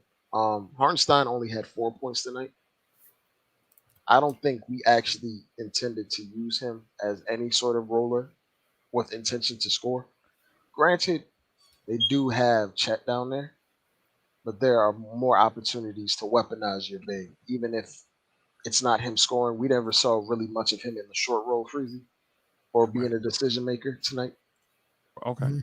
And some of that has to do with roster assignments, like you said, guys. The low man or help will come over and take away that bounce pass into the paint or for that Mhm. short roll because we had lineups like RJ and Josh Hart out there where teams don't respect their jumper, so they cheat off of them repeatedly. All they did, if we're keeping it a buck, Freezy, they played to tendencies and they cheated off of our non-shooters the entire game. Mm-hmm. The entire Yeah, that's what I said. game. Yeah, that's what I said. That's what I said earlier. Yep. And Yeah, that's what I'm saying. Yeah. I'm I don't reiterating want it to for take the I don't want people. to take credit for it. What I'm saying is I agree with you. I understand where you're going with it. It's basically the reason why I say it that way. And Tibbs just couldn't see it. He couldn't see it. Yeah. At that point, like If they're gonna make you, if you're gonna make it a shootout, then go all shootout. Then Right. That's the other thing that I was pointing out. Why Tibbs is try to trying to play fake? this middle ground, like it's gonna take us anywhere. Like just this team is a talented offensive team.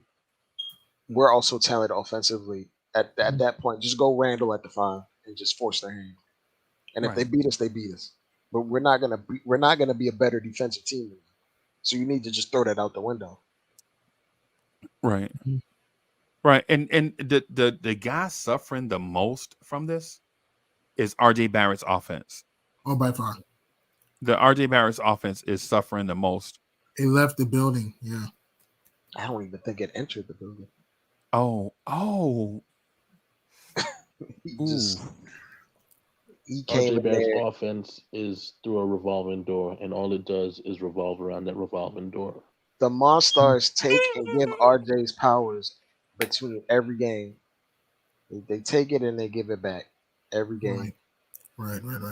And knowing RJ, I believe we play the Pacers next. Do we play the Magic. Pacers next? No, we play the Magic. Yeah, we play. That's a rough lineup. But I think we have enough offensive scoring power. Yeah, that's true. I think we'll beat I think we'll survive the Magic. It won't be easy because Orlando's athletic and great defensively. The things that Orlando's kind of Dr. Jekyll, Mr. Hyde offensively, I think we'll slide past the Magic. They're not the most efficient offensive team right now because they don't really have a true point guard at this point. So it's they have like a bunch of combo guards. Yeah, the Magic needs shooting. Yeah. So yeah, RJ Barrett's going to suffer because he's going to have to contend with Franz Wagner. Oh, right. And then if he beats Franz Wagner, who is he running into? Wendell Carter. Good luck with Wendell Carter. Paolo Banchero, even though he's not the strongest defensive, but he's athletic. One-on-one set. But he's athletic enough but to, the dude, Batadze, the dude that backup center that's playing, he is gonna knock your head off if you get to the rim. He gonna be like, so what? He gonna go smoke a cigarette, bro. He was giving us fits when he was a Pacer. The only way RJ has a good game against Orlando is if his jumper is on, which comes and goes. So we'll see. Oh, by the way, DSJ, I sent my number to private chat if you want it again. Okay. So what I'm saying is that if we're gonna beat the Magic, you just got to play slow. Because you got to make the Magic in a half-court game. You got to out-rebound Carter, Mo Wagner. Because don't sleep on him. Mo Wagner could pop off. So we got to watch out. He could stretch the floor too. I think we're a good defensive team. But it's funny. They might go to a small ball lineup with Jonathan Isaac at the 5, which they've done from time to time. And we're going to play Taj Gibson at the 5. So. Oh, boy. And Jonathan Isaac could score like an eagle. And Jonathan Isaac could hit the 3. It's bad when I'm praying that Jericho Sims comes back. Oh, my God. I'm looking for Jericho Sims minutes because Taj. It's not right what they're doing to Taj, man. That man should be in a home right now, a senior home. Oh, man. I don't know why we signed a Taj Mahal. Let it go. I like Taj. He's tough. I know why. I know why we did it because he knows the system, but there's nothing he can do. Yeah. There's just nothing he can do. Yeah. Yeah, it's just it's tough. I mean, at least the good news is that right now we're in the plane with a 7th seed. We're half game behind the Cavs because the Cavs snatched that game. They were down 20 to the Mavs. They came back. I have no idea how the Cavs keep winning games with like half their roster out, but law of averages state that they'll come back down to earth, I guess. But it's weird. They're winning without their 3 best players. Yeah, no Garland, no Mobley. Yeah, Allen played. And no Donovan Mitchell didn't play. Yeah, no Spider-Man, no Garland. It's just bonkers. Guys like LeVert, Max Strus, Craig Porter are balling. Yeah. Oh my God. Yeah, today I don't know what happened. LeVert looked like Ginobili coming off the bench for San Antonio, dropping 29. He looked like Vinny Johnson. He looked like the microwave. He looked like Vinny Johnson, just dropping in bombs, mini 3. Woo! Do you have confidence we can win the game against the Magic against Jazz? I mean, any team can win. That's why you have to play the games. Any team can win. Yeah, that's why you have to play the games. I think we'll beat the Magic. I'm not that confident because Orlando's a scary team, especially at home. Well, I'll say that it is MSG South, so maybe you stand a chance. There maybe weren't enough Knicks fans at OKC because who the Mhm. hell leaves New York to go to OKC anyway? Some I Knicks, don't know. only some, I saw a only bunch. I some saw a Knicks. bunch of NYK jackets in that But they audience. weren't loud enough. They weren't being felt. It felt like. But then again, we weren't up. So if we were winning, it would be a little bit belligerent and loud, like the Knicks fans, the Knicks contingency. Yeah, But we definitely know the New York section in that building. Mhm. yeah, Orlando is. We'll see. Uh, I think we'll be okay. I mean, I think Yeah. there's always an opportunity to win and shock some teams. I just feel like again with the coaching style that's so archaic, Yeah. Tiz has to it's open his hard to mind. give it's hard to give them an opportunity to win against a team that one has the length that already gives us fits. True. The Magic are pretty tall. If you look at Orlando's size, let me bring it up. If you look at Orlando's I size, don't think we should make it a rock fight with Orlando. because Defensively, they're better let's than see, us. Boncaro and Bataze and Carter are 6'10", and Isaac is 6'10", and Franz Wagner 6'10", and Mo Wagner 6'11". They're pretty tall. And then talk about the guys that are 6'7", 6'8". They have a 6'7" point guard, Anthony Black. Hmm. Like we start Josh Hart at a backup power forward. Hmm. The kid that That's they true. drafted, what's his name? Kid that they drafted in the Scotty Barnes draft. It was Not Suggs. Jalen Suggs. Suggs. Jalen Suggs. Suggs. Jalen Suggs is bigger than Josh Hart, and he plays point guard. Mhm. Yeah, he's 6'5". Yeah. But we got Josh Hart playing power forward for us. Leon Rose, you will pay for this. You will pay for this trauma that you. I will sue you, Leon Rose, if you're listening. I've been through pain and suffering. I do not need to see Josh Hart as my backup power forward much longer. All the while you have Jacob Toppin sitting on the bench because of his Hmm. two-way And Charlie contract and the fact Brown. that Charlie Brown, Jalen Martin. Hmm. this is this is. I think like this roster construction is like a spit in the face of what basketball has become in 2024. Because every team that we face, right, Hmm. all the good basketball teams, they try to exploit the fact that we don't have the size. Yeah, just to beat New York, just attack the middle. To beat New York, you just got to swing the ball, just attack the middle and get And Randall with no and Brunson Mitch. foul trouble. And no Mitch. Yeah, no Mitch. It's going to be problems. Even with Mitch, we have some issues. Even But he's a good interior defender. that's the thing. Like if they're committing to the Brunson and Randall thing, you have to flank them with three defenders in the starting lineup. Hmm. You can't have a sometimey defender in RJ. You can't have really a backup center. Even though Hartenstein tries really hard, he's limited defensively. He's not terrible. He's actually pretty solid, but he's not what Mitch is. And Mitch covers up so many holes. Hmm. It's unfathomable. And like Dante, even though Dante tries really hard, he gets roasted by these elite players. And because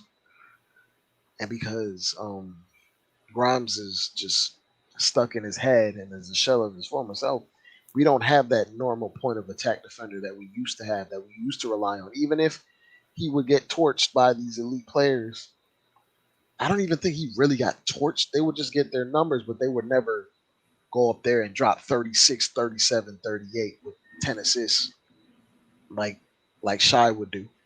They would get their 30, but they would have to work for it.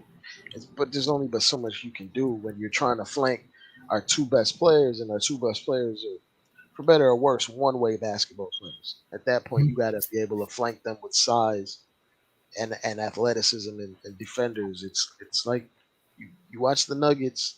They got Jokic and Murray. They're both of And them are Porter. And yeah, Porter yeah. 6'10". But he has the length. Then you just tell Yeah. him to be tall. But it's those things where like they flank them with Aaron Gordon and KCP on purpose. because they know their limitations. It's like this front office knows the limitations and they ignore it. Right. It's just like, well, we're gonna figure it out later. We're gonna get the wings later. We're gonna get the defenders later. We're just gonna make Tibbs work with what he wants. And to Julius Caesar in the chat, that's I've said that too. That's Tibbs. Tibbs. If we had to be real, Tibbs is probably the assistant GM in title right now. And if you're looking at the roster construction, it's all guys that historically he loves.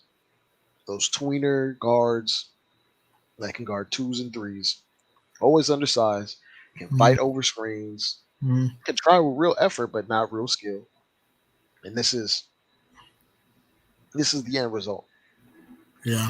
And when you face an injury to your guy that might make All NBA defense, and then you get put in a scenario like this where it's just like fend for yourself, Brunson and Randall, because we ain't gonna bring nobody to help you. Right. And speaking of, that's why I affectionately called Rose what I call Rose, because I feel like all it is Tom Thibodeau yelling, "Get me this player," and he said, "Yes, I'll do that. I'll do just that." Fiercely loyal. Tibbs probably wakes him up in the night about 6'5" guards that we need to get. I think that's part of the reason why we're even interested in DeJounte. DeJounte is 6'4". What does Tibbs love more than a 6'4" guard that plays defense? Yeah. But we already have like 3 or 4 of those. I don't know how Murray would fit on his team. Yeah, he's a good defender on ball at this, and he can play make at the same time. And he has a nice mid-range touch. His 3-point touch is streakier than car wax. Man, like he's shooting solid. He's shooting well from 3 this year. I mean, shooting well from 3 at 37% now. At least this season. I know. At the same time, do trusting consistently though. Historically, no. Yeah, historically, he's been up and down. He's a 34% shooter career-wise. So this is, obviously his best year, but. Yeah. I'm not about to pretend he's not an upgrade, but is the juice worth the squeeze? At that point, are we going to put ourselves in a position to make another move, or are we going to overpay? Because at this point, the way Tibbs' rotations are going, he's diminishing the value of Grimes. He's diminishing the value of Quickly in my mind. Where if you're selling them, you're getting 70 cents on the dollar for them instead of what they really might be. And it's unfortunate when you're selling low on some of these guys, and then you're going to have to make another move, and you're already depleting your assets for the next move where you need to get a rangy wing or a backup center or what have you. It's one of those things where I don't know if I even trust this organization to execute the plan after DeJounte, because DeJounte himself is not taking over the hump. He's just not that caliber of player. If we're doing it by committee, cool, but you're gonna have to make another move or two after that. Like it's frustrating watching this play out. But I'll say this to this effect: I think we've had probably the roughest schedule in the NBA. We're about to play 20 road games as opposed to 12 home games. After these next 2 games. It should line up, but we still have the 10th roughest schedule, even after that. Which we got the Wolves, we got the Bulls, we got the Sixers. That's after the Pacer game. Yep, and it's rough because it partially to do with the in-season tournament adding the top 2 seeds in like the NBA to our schedule twice over. That it's just not fair. And then we gotta play the Heat again. And we gotta play a lot of teams in the East, man. It's Magic again, Magic, Nets again, Sixers again, Celtics, Cavs, Hawks. We're formidable, but at some point you're gonna have to make a move at the deadline, or you're gonna have to consolidate. But the consolidation just it's gonna hurt me when it happens, because I know we're selling for like 60 cents on the dollar on everything because of the mismanagement by the organization of the talent that we do have. It's unfortunate. I understand the whole like Dante has been great for us, And I think Dante is the insurance for like quickly if we trade quickly. Yeah, he is. Yes. But at that same point, then you got to treat him like he's insurance. Break in case of emergency. Shout out to GI, man. I'm gonna post the link in the chat if you do want to join GI. Salute, Jerry. What's going on? Post it, but yeah, but it's Right. it's frustrating. Like watching this come down the stretch. We're like fighting really hard. Tibbs is falling asleep at the wheel, not challenging plays, doing wrong rotations, playing Taj Gibson. Mhm. These minutes that make no sense. Not It's just utilizing Randall it's in just big stupid transition. at this point. Yeah. I said this earlier. We played Taj Gibson 10 minutes and we lost those minutes by 16 points. Crazy. We lost those minutes by 16 points. And that alone is the game right there. In my mind. Julius Caesar, go get Anthony Simons. He can be gotten for the right price. Portland's backcourt for the next 15 years of school shot. I'll say this, Julius Caesar or Hulu Caesar. I actually do like Anthony Simons a Mhm. lot. I think they're going to keep them as a 3-man thing Yeah. They're not trading him. They're not. for a little bit, but Anthony Simons makes a lot of money, so they hit the cap floor because they're not in a rush to sign any free agents right now. They already signed Jeremy Grant and brought him Jeremy back. Grant. Mhm. Yeah, and that was solely just a move to, I guess, hold him and make him a tradable asset in the future for whatever team that might target him. But it's I don't know if they'll come up off of him, but everyone has a price, I guess. Mhm. I mean, it would like be baller for it would raise their ceiling for sure. But do you trust Tom Thibodeau maximizing your offensive talent enough at that point? Yeah, because can you imagine if Portland was dumb enough to trade Shaden Sharp to us? Oh my god! But At, Tibbs at wouldn't the even know point, what to do with that. He wouldn't even drop no alley oops. exactly, He wouldn't even drop no exactly. back doors. No, none of that. Like utilize athleticism. Tibbs doesn't know how to do And they're in such a prime position because imagine the fact that right now you got him playing. Well, well, at least before the Anthony Simons injury, you had him playing the 3 or the backup 2, right? Mhm. And you Mhm. still have Chris Murray on the bench, waiting, learning. The just Blazers got developing. me. Yeah, Chauncey Bills has to make some adjustments there. Oh, we Yeah. could have drafted Chris Murray, Mhm. Yeah, but but this front we don't office, we don't do 6'8" shooters. We don't do that. That's asking for a bit much. Right. And back to before we get back to the Knicks, Aaron Gordon. Yeah, prayers up to you, man. Did you guys hear what happened to Aaron Gordon? Yeah, I saw that. I don't know what kind of dog he got, but his dog apparently mauled his face and hand, Prayers up to AG, man. so he's Prayers up out to AG. indefinitely until he heals. Pretty much, yeah. yeah. So now you got to push what Michael Porter to the 4 and what start Justin Holiday to the 3 or Payne Watson to 3. So you got to push Yeah, Michael Porter to the 4 they- and they're put gonna they're gonna go straight all offense and try to score 140 for the next few weeks until Aaron Gordon comes back. That's what they're gonna try to do. right. They What do you kind think? of is Jeff Green in that respect for Yeah. the injury. Mhm. What do you think, Delano? Who you put at the 3? Because Michael Porter will have to play the 4 at this point with Gordon being out. So who you put at the 3? Payne Watson or Justin But, Holiday, in your opinion? but here's the thing, like, well, it's gonna be a mixture, guys. It's gonna be Payne Watson, it's gonna be Mhm. Holiday, it's gonna be Brown. Like Yeah. the idea of like 4, and I don't in today's game, there's no 4 like besides like Giannis and Randall.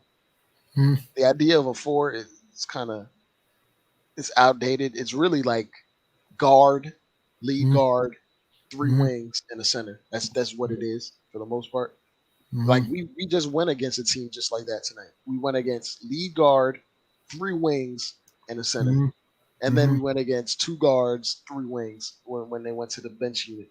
Mhm. And I we mean, out for here crying out running. loud, they play Lugan's Dort at the 4, and he's what 6'4", 6'5". He's the same height as Josh Hart. Like, But if you told Tibbs there's more than one way to win basketball games or there's more than one way to play good defense, his head would explode. Like switching my defensive coverages, playing a switching Well, Josh defense. Hart 6'4". Why would you do that? Josh Hart 6'4". Yeah. Uh, it, it's Which it's It's so frustrating seeing how rigid and like how unable he is. Lou Dort is also 6'4", so yeah, to, Harden, Lou Dort, to the same height. Yeah. it's a thing about him, Hulu Caesar. The only thing about Anthony Simons, he's athletic, he can shoot, Mm-hmm. and he doesn't play defense. So Tibbs is not gonna play him. even if we even if we brought him here. Yeah, he Matter of gets the fact, Obi treatment immediately. if Cam Tibbs Reddish, if, anybody? if Tibbs doesn't advocate for them, he's not playing them. Mm-hmm. Oh my God, Andre Bryant, we've been asking the same. Instead of Taj Gibson minutes, we should have just went to Randall at the five and had him bully whoever it was at the five and Agreed. get wide open lanes and the ability to space the court and get to the paint. But instead, we went to old man Taj, and he legitimately couldn't offer us anything. He just couldn't, and that's not his fault. He's 38 years old, man. Mhm. His tires are bald, so is his head. So Mhm. he Doesn't have enough. He doesn't have juice. He doesn't have enough juice. Enough gas in that tank. Yeah. him playing 10 minutes is like the roughest He's thing I not. could. He's Oh my 100. God! He's 108 years old. I'm just being funny. He's 108 years old. He's a grandpa at this point. It's like watching an old boxer who doesn't know it's over. Mm-hmm. It, JJ, you can't blame RJ for everything. RJ was trash tonight. You know what? Who else was trash? Mm-hmm. Tibbs, because RJ shouldn't have had the opportunity to have those minutes to be trash in the first place. Should have went to someone else. Those substitution patterns were trash. If someone Mm-hmm. doesn't have it, you bench them. Who Mm-hmm. cares? Win the game. Mm-hmm. He just sticks to these same rotations that don't make sense. And even when RJ plays well, you know what he does when RJ plays well? He benches him. And when he doesn't play well, he plays him. It's mind boggling, huh? Yeah. RJ will drop 25 and then he won't finish a basketball game. But the night Mm-hmm. he goes 3 for 12, he's playing him while we trying to come back. How does that even make sense? What is It's the just logic? wrong. It's just wrong. Can I say it's just wrong? The man quickly was balling out tonight. The game would have been a blowout without quickly. And this man benches quickly. For what? It's just wrong. Can we all agree it's just wrong? Oh my God. It doesn't make sense. It just, like Tibbs says this thing where the game will tell you what to do. What game is Tibbs watching? Does he have cataracts? Is he Yeah. watching the Don't game? don't don't listen to him. Just Is he ignore it. sitting there? Is he sitting courtside with a radio listening to the game? Yeah. Don't listen to it. Just ignore it. Don't take it seriously. Just For don't for listen to all it. for all the walking back and forth that he does, yelling out plays, it's like how do you sit there and need to watch film? You watch the entire game, literally up and down You the sidelines, screaming out plays, and you know what I'm Mm-hmm. saying, pulling timeouts the moment that one person makes a mistake, like fast. oh my God, bro. Quickly contested a tough mid-range jumper from a guy that doesn't even shoot mid-range jumpers like that. He made it, Mm-hmm. right? Immediately he puts RJ in.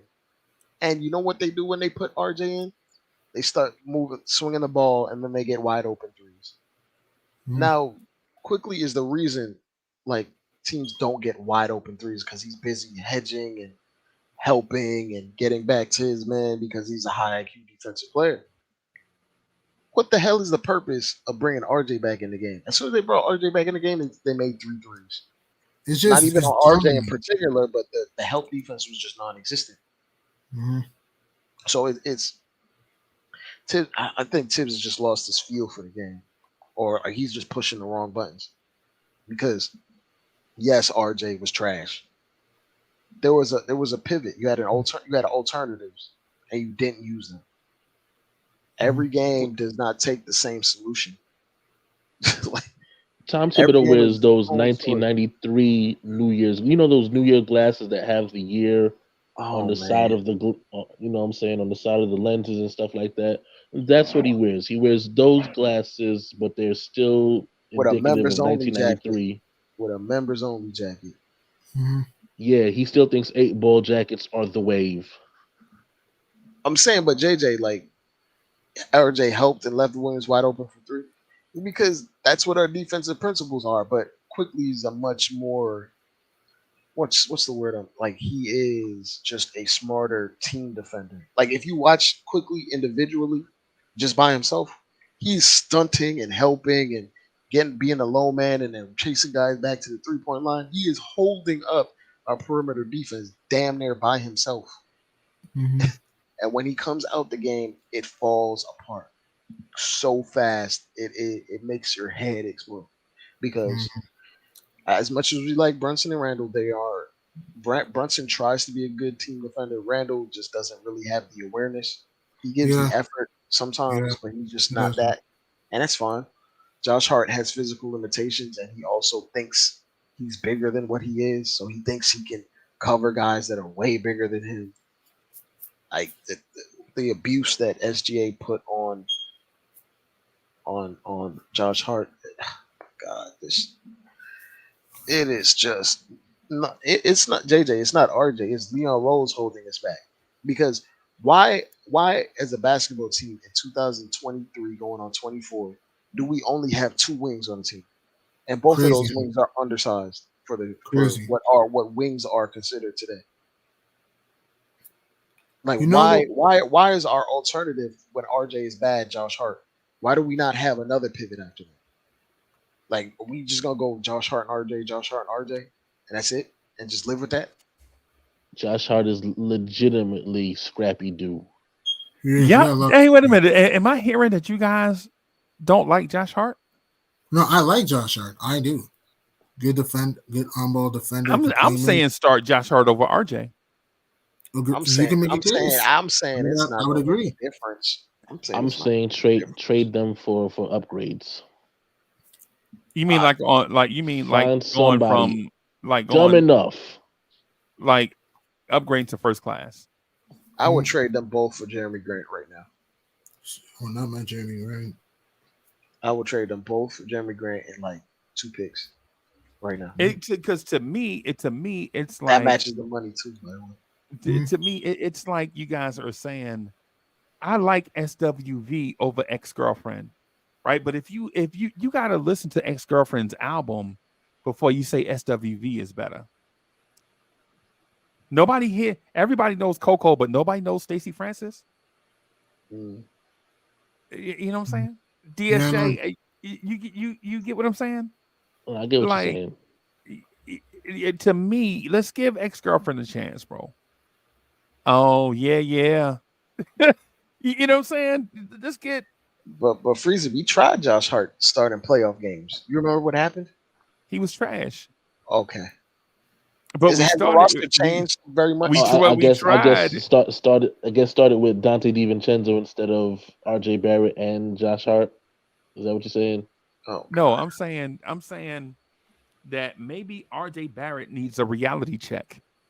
hmm RJ Barrett is going to check out mentally. He Okay, already he already is like I think he's in this space where he's and I like entitled. RJ, man. I just He's feel in a like space where he's entitled, crazy. And this is something that I said about Randall as well, and Tibbs knows it. Tibbs handles Randall and RJ with kid gloves because he knows he handles RJ a little bit more rougher than Randall, but he knows he'll lose them completely if he just decides, yo, I'm gonna bench you. Like I'm RJ saying was RJ throwing Barrett's biggest throwing supporter is Julius Randle, bro. RJ was throwing hissy fits when he wasn't closing games last year. I don't Yeah, know if you you remember that? remember that. Remember he Yeah, walked out of the. They were like RJ. He was like, man, I ain't got no time for you. exactly. So it's like one of those things where I think Tibbs knows it too. Unfortunately, Tibbs is Tibbs knows if he mess up RJ, he fired. he done because number one, you got to figure out a way to recoup some value for RJ. You can't just Right. have him completely down in the dumps. It's whack, but that's the reality. Unfortunately, Mhm. Yep, it, that's it's, true. it's very very whack, but that's the reality. hmm The way they treated IQ in terms of the contract is the way they should have treated RJ. Agreed. You want to wait till the But playoffs you to can see do Bryce that to wants to the not. 25th overall pick that comes off the bench that you never started. It's hard to do that to the number 3 pick that started from day one. Mm-hmm. It's just It's there's a different absolutely level hard. of politics. It's a different level of politics, unfortunately. Very much so. But sometimes for the greater good. Yeah, Mhm. man. That's That, the same reason I keep saying some things I that, see that it that- works, there's a and reason I why see DeAndre Hunter is never coming off the bench, ever. Not for right. Atlanta. He's never coming off the bench for Atlanta. Mm-hmm. And DeAndre Hunter is damn near just as inconsistent on both ends like RJ is. That's true. So there's a different level of politics, and then like the same reason that Brunson got toyed around with the Mavericks is the same reason, ironically, Mhm. that Quickly's getting toyed around with. Mm-hmm. Ooh. And Brunson didn't start. They were forced to start him. Mm-hmm. He forced their hand, and Quickly's doing everything possible to force their hand to the Knicks to extend him and find adequate value. But it's it's just dumb. It's just dumb. Like if you there's just So you I are don't not I a don't fan. I'm a big fan. I'm a frustrated fan. Oh wow. Double F, frustrated fan, and the way they doing Quickly is so frustrating. Quickly has only played one game over 30 minutes this year, and it was against the Washington Wizards, and we 30 games in, and he is the most positive player on his team net rating wise. And Tibbs is telling me that he goes by the lineup data and matchups and what works. You can't be serious if you're saying that. And Quickly has played one game over 30 minutes the entire year. Mm-hmm. The one JJ, player in the 4 year span Jeremy of Grant. Leon Rose's whole situation, his whole tenure as a president of basketball operations, you get the one player that has shown some level of significant development, And growth improvement, and year you're over year. giving him the fits. Blows my mind. Of course. I was gonna let me answer JJ. Jeremy Grant, I think he's taking a step back defensively because he's focused on offense and they don't really care about winning over there. I think if he's put in a situation in a winning organization where he doesn't have to do as much offensively and he can just get an efficient 16, 17, he's going to go back to his efficient or like elite defensive ways because he's never lost that. The only thing that might be the issue with him is he gets nicked and dinged very often, but that's what In players do. game, like he misses a lot of in game time, bro. Yeah. Like that bothered me. I hate seeing him walk off the floor and then come back. Yeah, that bothers me, bro. It bothers me, but if we're talking about skill set or someone that would fit next to Brunson and Randall, that it would be that type of guy because he's elite defensively, 40% 3-point shooter last year, Athletic too. high volume, right? Can play up in transition, can be helpful in half court, can isolate when needed. Can Like, post up in the mid post in the baseline. Yeah. yeah, so it's just one of those things where if he was on a winning team, he would have less to do on offense, so he could put more focus on defense. And in that role, he can be the super role player. That Yeah, gets I'm paid not paying him $50 $50 million to do that though. I don't think he gets paid $50 million. I think it's like 35 a year, but it's Oh, still. that's not bad. That's not bad. I think it's I'm like still don't want to 35 a year. pay. I That's still a don't lot. want to pay Josh Hart prices for a role player, bro. I would give up Josh Hart and RJ for him, and just get like and just draft a young backup wing and figure it out from there. But we don't draft young guys. Nah, and so I always looked at Josh Hart as Lil Bow Wow, kind of. You know what I'm saying? Like how Lil Bow Wow saved So Def.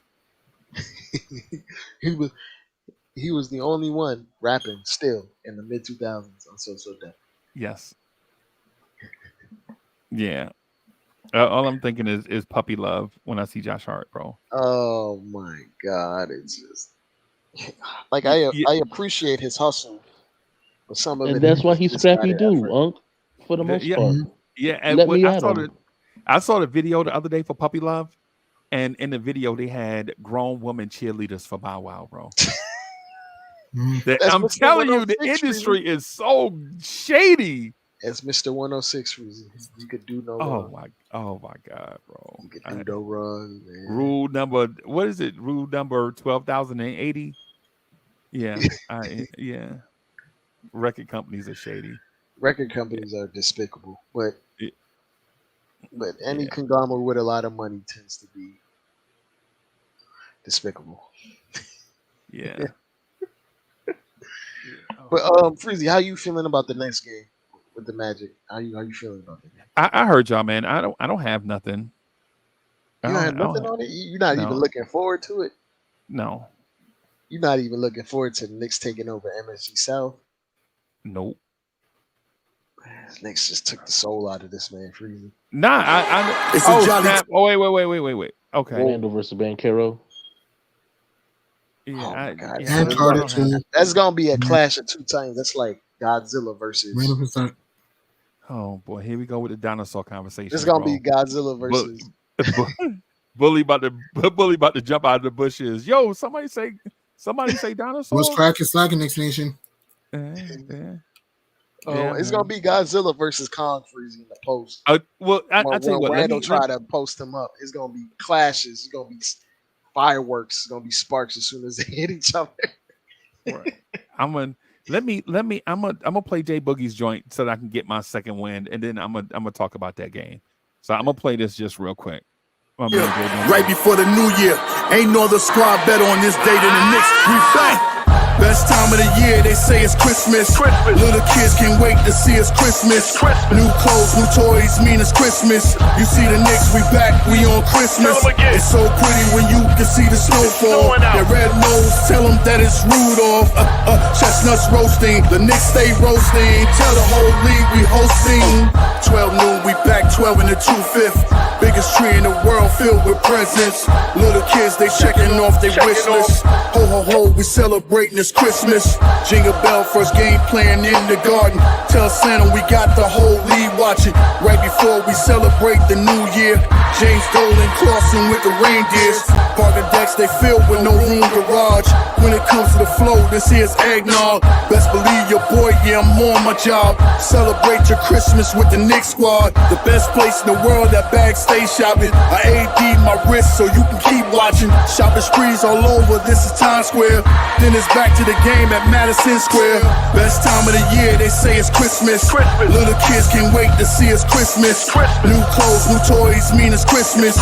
You see the Knicks, we back, we on Christmas. It's so pretty when you can see the snowfall. Their red nose, tell them that it's Rudolph. Chestnuts roasting, the Knicks stay roasting. Tell the whole league we hosting. Back on Christmas, Jay Boogie predicted this. You can't say St. Nicholas without nicking it. The Knicks on Christmas should be ubiquitous, so shout out if you've been with us. Sitting through the interim, feels like we meant to win. Now we got the kids with us. Potential is limitless. Gifts go down the chimney.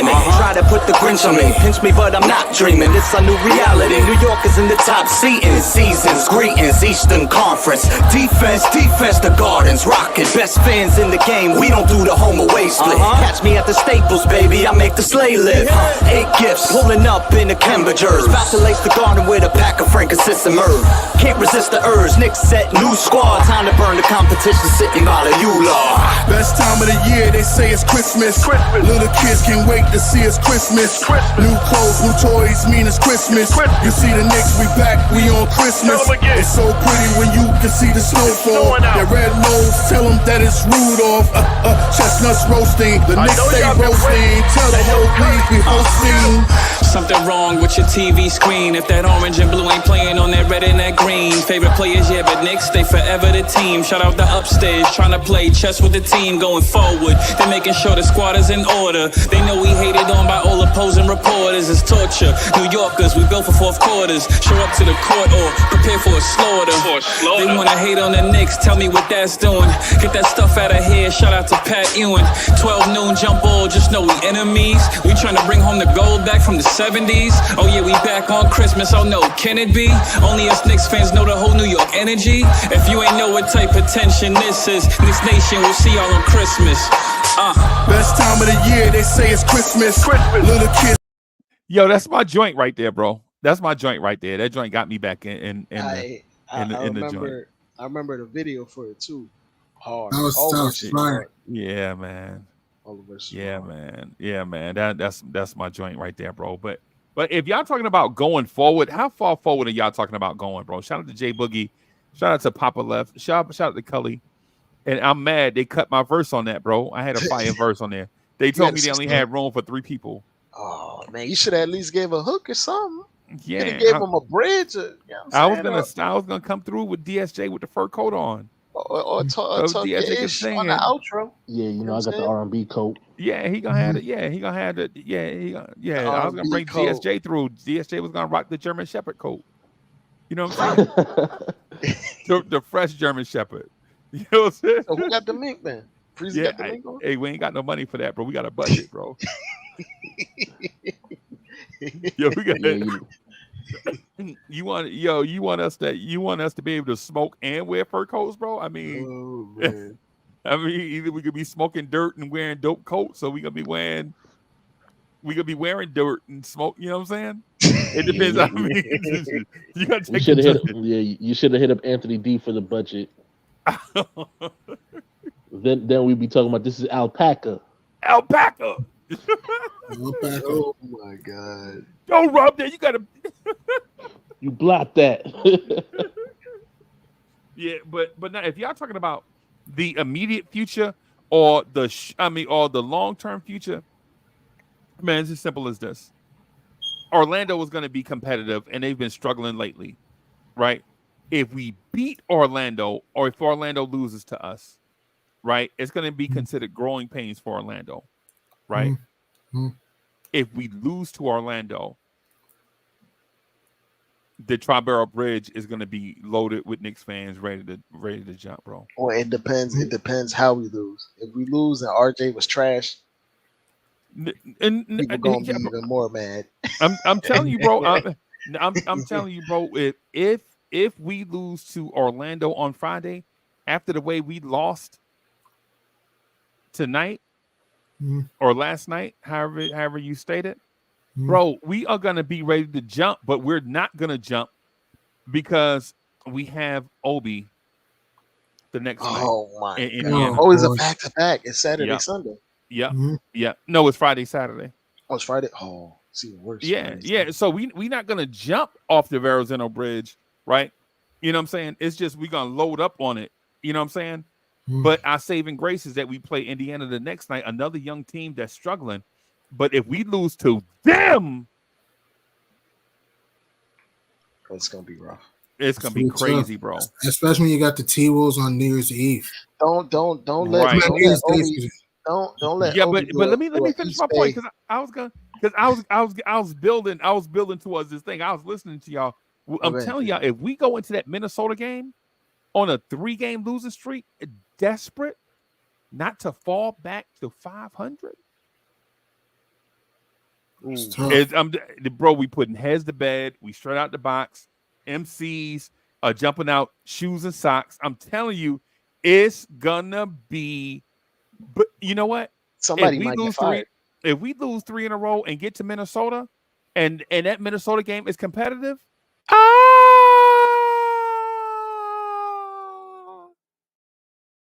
I'm telling you, bro. I'm telling you, bro. There is nothing you can do. There is nothing Tibbs can do because he's gonna say it's a long season. You know, he gonna say all the stuff that's in the coach's handbook. We have to match their energy. We have to play together as a team.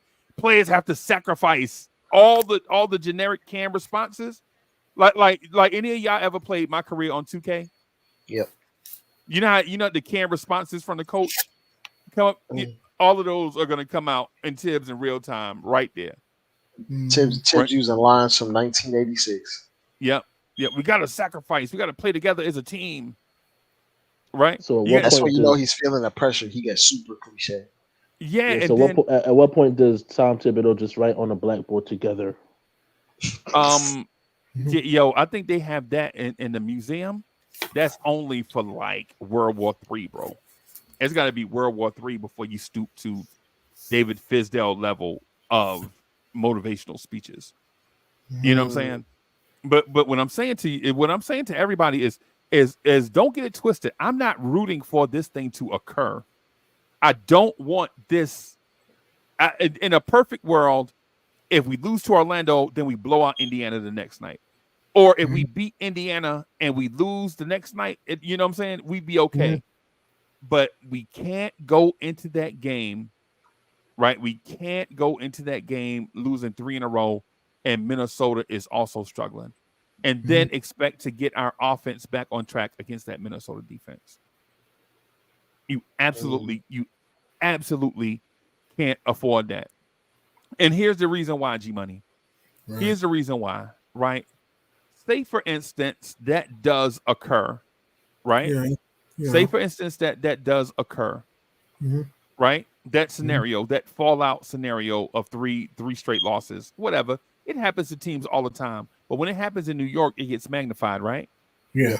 Right? But here's the thing. After that, you have a Chicago team that's playing better. Yeah, they're playing well. And then you have Philadelphia, right?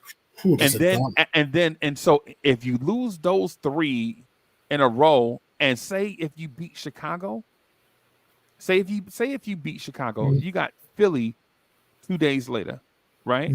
On the and road, then you have Washington, Portland, Dallas, Memphis, right? This is the run after those sucky teams, right?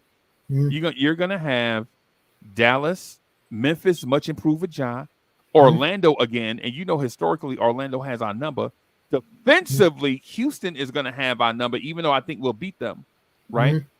Right. But then you also get back to Toronto, Brooklyn, Denver, Miami. That's a gauntlet. So well, I'm not saying that the Knicks are going to lose all those games. I'm saying it's going to be a gauntlet, brother. Tough sledding. Yeah.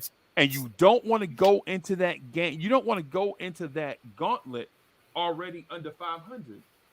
Right, because then that's going to pressure the front office to make a stupid move like trade for Terry Rozier. Oh God. Yeah. Right.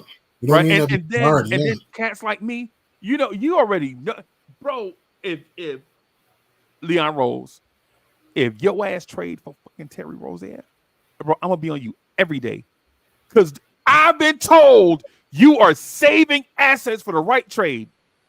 And if your power move, if your finisher is Terry Rozier, nah, bro, you're gonna have to get. You gonna have to get out of here, bro. Another 6'1" chucker. All he is quickly in the starting lineup. That's all he is. He is. I think Quickly might be better than him in 2023 or 2024. Freezie. I think Quickly's numbers will be better, definitely. You know what I'm saying? But man. So what I'm saying to everybody, don't take this the wrong way, everybody. I'm not trying to get y'all stirred up in the middle of the night, right? But what I am saying is Friday is a must win. This is our game 7, right? Because you can't depend on, that's just the Pacers. Nah, it's not just the Pacers, right? It's the Pacers in a different.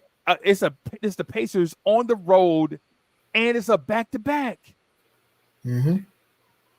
Right?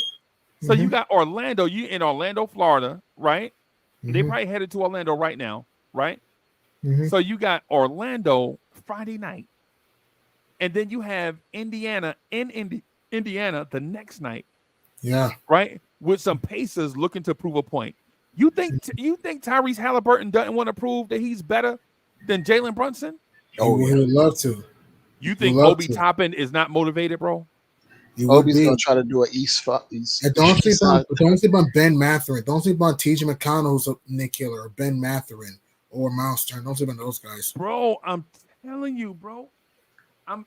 Yo, DSJ. You don't realize how much talent is on every team when you actually look at the roster. And Andrew Nemhard is gonna end up having one of those. And Andrew Nemhard too. Don't 23 and 7 games. the random superhero game. Yeah. Oh yeah. Yo, we gonna get beat by Martian Manhunter, bro. Who No. a random super? Yo, we gonna get beat by what's his Lobo. name? Hancock. Was it Hancock was a superhero? Hitchcock, Hancock, Will Smith. Hancock, yeah. Yeah, we gonna get beat by Hancock, bro. Mm-hmm. Yeah, bro, we gonna get beat by Superman with the CGI mustache. We gonna get beat by Howard the Duck. Yes. If we're sleeping, right? But if I'm Tibbs, if I'm Tom Thibodeau, game 31 has to be the Jennifer Holiday speech. Yeah. Because I'm telling you, I ain't going to. You got to inspire. Friday, you got to inspire, right? Mm-hmm. Yeah, so you remember the song from Dreamgirls? I'm telling you, I ain't going to. What how's it go? Yeah. And I'm telling you, I'm not going nowhere. Yo, you got to inspire like that if you Tibbs. Because if you lose Friday and then go play a back-to-back in Indiana and then lose that and then look to play Minnesota, yo, the seat has turned from a hot seat to a lava seat, bro. Mm-hmm. The only way he could end up with those last lines of "You're gonna love me," we got to beat Orlando by 27 points. Yep. We got to beat them, get the starters off the floor early, right? And then, but here's the thing, Freezie. Even if we up 25, Tibbs is playing until the last 2 minutes. He gonna play in 42 minutes anyway. Oh my god. That's why Tibbs is gonna be like, because you're the best man I've ever known, right? That's why Tibbs got to sing those lyrics, bro. Yeah, because if you think Chicago just gonna lay down for the Knicks and it's an ABC game on a Wednesday night, who knows? Yeah. It's a Wednesday night game, bro. It's an off holiday game on a Wednesday night on ABC, New York and Chicago. You think Chicago ain't gonna be up for that? Oh, they will be. They'll be fighting. Don't get Kobe White is lighting the world on fire right now, as of late, though. I mean, and Patrick Williams remembered how to play basketball, bro. Yep, Pat Williams is playing better. I mean, we don't know how long Vooch is going to be out because he has a groin injury, so God knows how long he's going to be out. I mean, Levine's going to be out for a while. I said, still, the Bulls are going to pretty much make us sweat that game. I think we'll win. I think we'll win that game due to talent. It's going to be a tough game. The Bulls, as long as their bigs don't show up, as long as their bigs is not out here trying to get like, you know what I'm saying, like 10 rebounds or something crazy. As long as whoever they back up big is not trying to go like 10 and 10 and 35 minutes, then we good. Yeah. Mm. Who's their big anyway? Backup big. Is it the dude out the G League? Yeah. The 6'9" dude out the young dude. That's how they do, right? They'll monopolize all their opportunity to develop talent and then call them up. I'm gonna check and see. What's the last time? Yeah, I have the roster. So Drummond starting. Their backup big is a. Wait a minute. Drummond is starting. Yeah, because Vooch is out, so I think Drummond's gonna start. Oh, Drummond would be their backup big. It's just that Vooch is gonna be out. And Chicago has won 5 out of their last 7. Mm-hmm. They're starting to turn the ship around. Yep. And then they lost. Let me see. Chicago. Since Boston, they are 1, 2, 3, 4, 5. They've lost 5 times since Boston. They beat Milwaukee, bro. Mm-hmm. Without Levine and DeRozan, mind you, that game. So they're 5. They're 9-5 since that time, bro. Mm-hmm. They're 9. Wait a minute. This dude got 25 rebounds in the game? Yep. You talking about Drummond? Yeah. Oh, he came in and dropped 25 rebounds and 24 points in the house. Oh my God. Looking like his Detroit self. Oh my Yeah. God, we might be in trouble, bro. If it becomes a rebounding game, I'm more cool with that than That means people are missing shots, right? yeah, I'm Mhm. cool with that. That means people are missing shots. Yeah. Because if it becomes a track meet, then I don't like how that's headed. Mhm. How was it? How was their 3-point shooting looking lately? I think there's been an uptick. Kobe White is shooting at a very high volume from three. I think he's like averaging 20 plus points per game since Levine's been out. He's been Oh featured, man. so he's been really good. It's been kind of like it's been by committee after DeMar DeRozan and Kobe White. It's been by committee how they score. They aren't scoring a ton of points, but their defense has had an uptick. Patrick Williams is shooting 41% from three. I mean, Yeah. he shot 40% last Yes, year. and Alex Cruz is shooting 44.9% from downtown. And He's kind of always shot good from three. He just never had the volume, and now that Yeah, he Zach is doesn't take a out, whole lot of threes. Yeah. now that Zach is out, he's taking a but few he's more hurt, right? shots. No, he's active. Who's Zach Levine? No, Caruso. So Caruso is back too. Yeah, Caruso's been back. Yeah, he's been back. Yeah. Nah, he's got an injury where he's coming into. He's like game time, leaving, checking out of Well, games. the last game I saw, he was playing, so he Mhm. might have picked up an injury in that time, and it might be Okay. questionable. But last game I saw, he was playing. Okay. Okay. Against Atlanta, he was playing. Mhm. So I don't know I if they told listen, him. man. I'm not saying the sky is falling, gents. I'm not saying the sky is falling.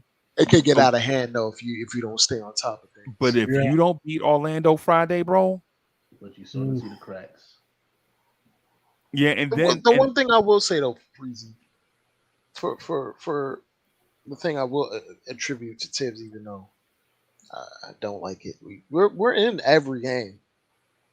We very seldom get blown out. Like the Bucks, okay, I can live with the Bucks. They're a Minnesota, top 1, 2 seed, top Minnesota one played with seed, us.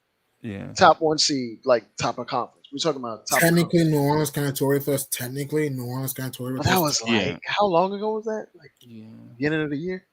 Yeah. For the most part. To We're G Money in- point though, you did establish a baseline, and G Money but did meet your baseline. Though. that's like one game out of 27. Mm-hmm. What For the a most part, we're back to in- back game? Even with back to backs, we play the most back to backs in the NBA. We had like 7 of them by the time New Year's come around. Like that, that's gonna actually go down at least. But for the most part, we stay in basketball games unless we're just out talented by a wide margin. Cool. But Yeah. outside of that Pelicans game, we've been in every game. It's come down to like the last 5 minutes. Either then we might fall apart. Right. That the second Boston game, I felt like we hung around in the early parts, but by the middle of the second quarter, it was like Well, this is how they I was view it. pushing Like us. Good night, Irene. this is how I Yeah. view it. Like we're usually within 2 or 3 possessions with 6 minutes to go in the fourth. That's Okay. usually the case if we're down, right? That's usually the case most of the time because number one, we limit turnovers. We have 2 efficient isolation players. We get a bunch of rebounds. It's just the stuff at the fringes that stop us from like outright being up on teams a lot of the time, like RJ being inefficient. Quickly's not showing up if Josh Hart's not showing up. Dante, right? But for the most part, we stay in basketball games. It's just the finishing part that might be a little bit sketchy. That should be our strength too, since we have Jalen Brunson. It should be, but Just finish strong, move that ball, attack that middle. That's what we did against the Bucks. We pretty much finished strong. We were attacking that middle against Milwaukee, swinging that ball. We getting the offensive glass. Hartenstein was just rim rocking the rim. Constantly, the rim was crying. I mean, heck, RJ Barrett was blasting his way to the rim to start that game. I mean, that's what we need to do. Randall play steady against the Bucks. Like Brunson, come on, the Brunson Bulldog was on the loose on Christmas Day, so that's what we need to. And even IQ was a spark plug. That's what if New York wants to, stay pretty much away from that dreaded playing. It's all hands on deck at this point.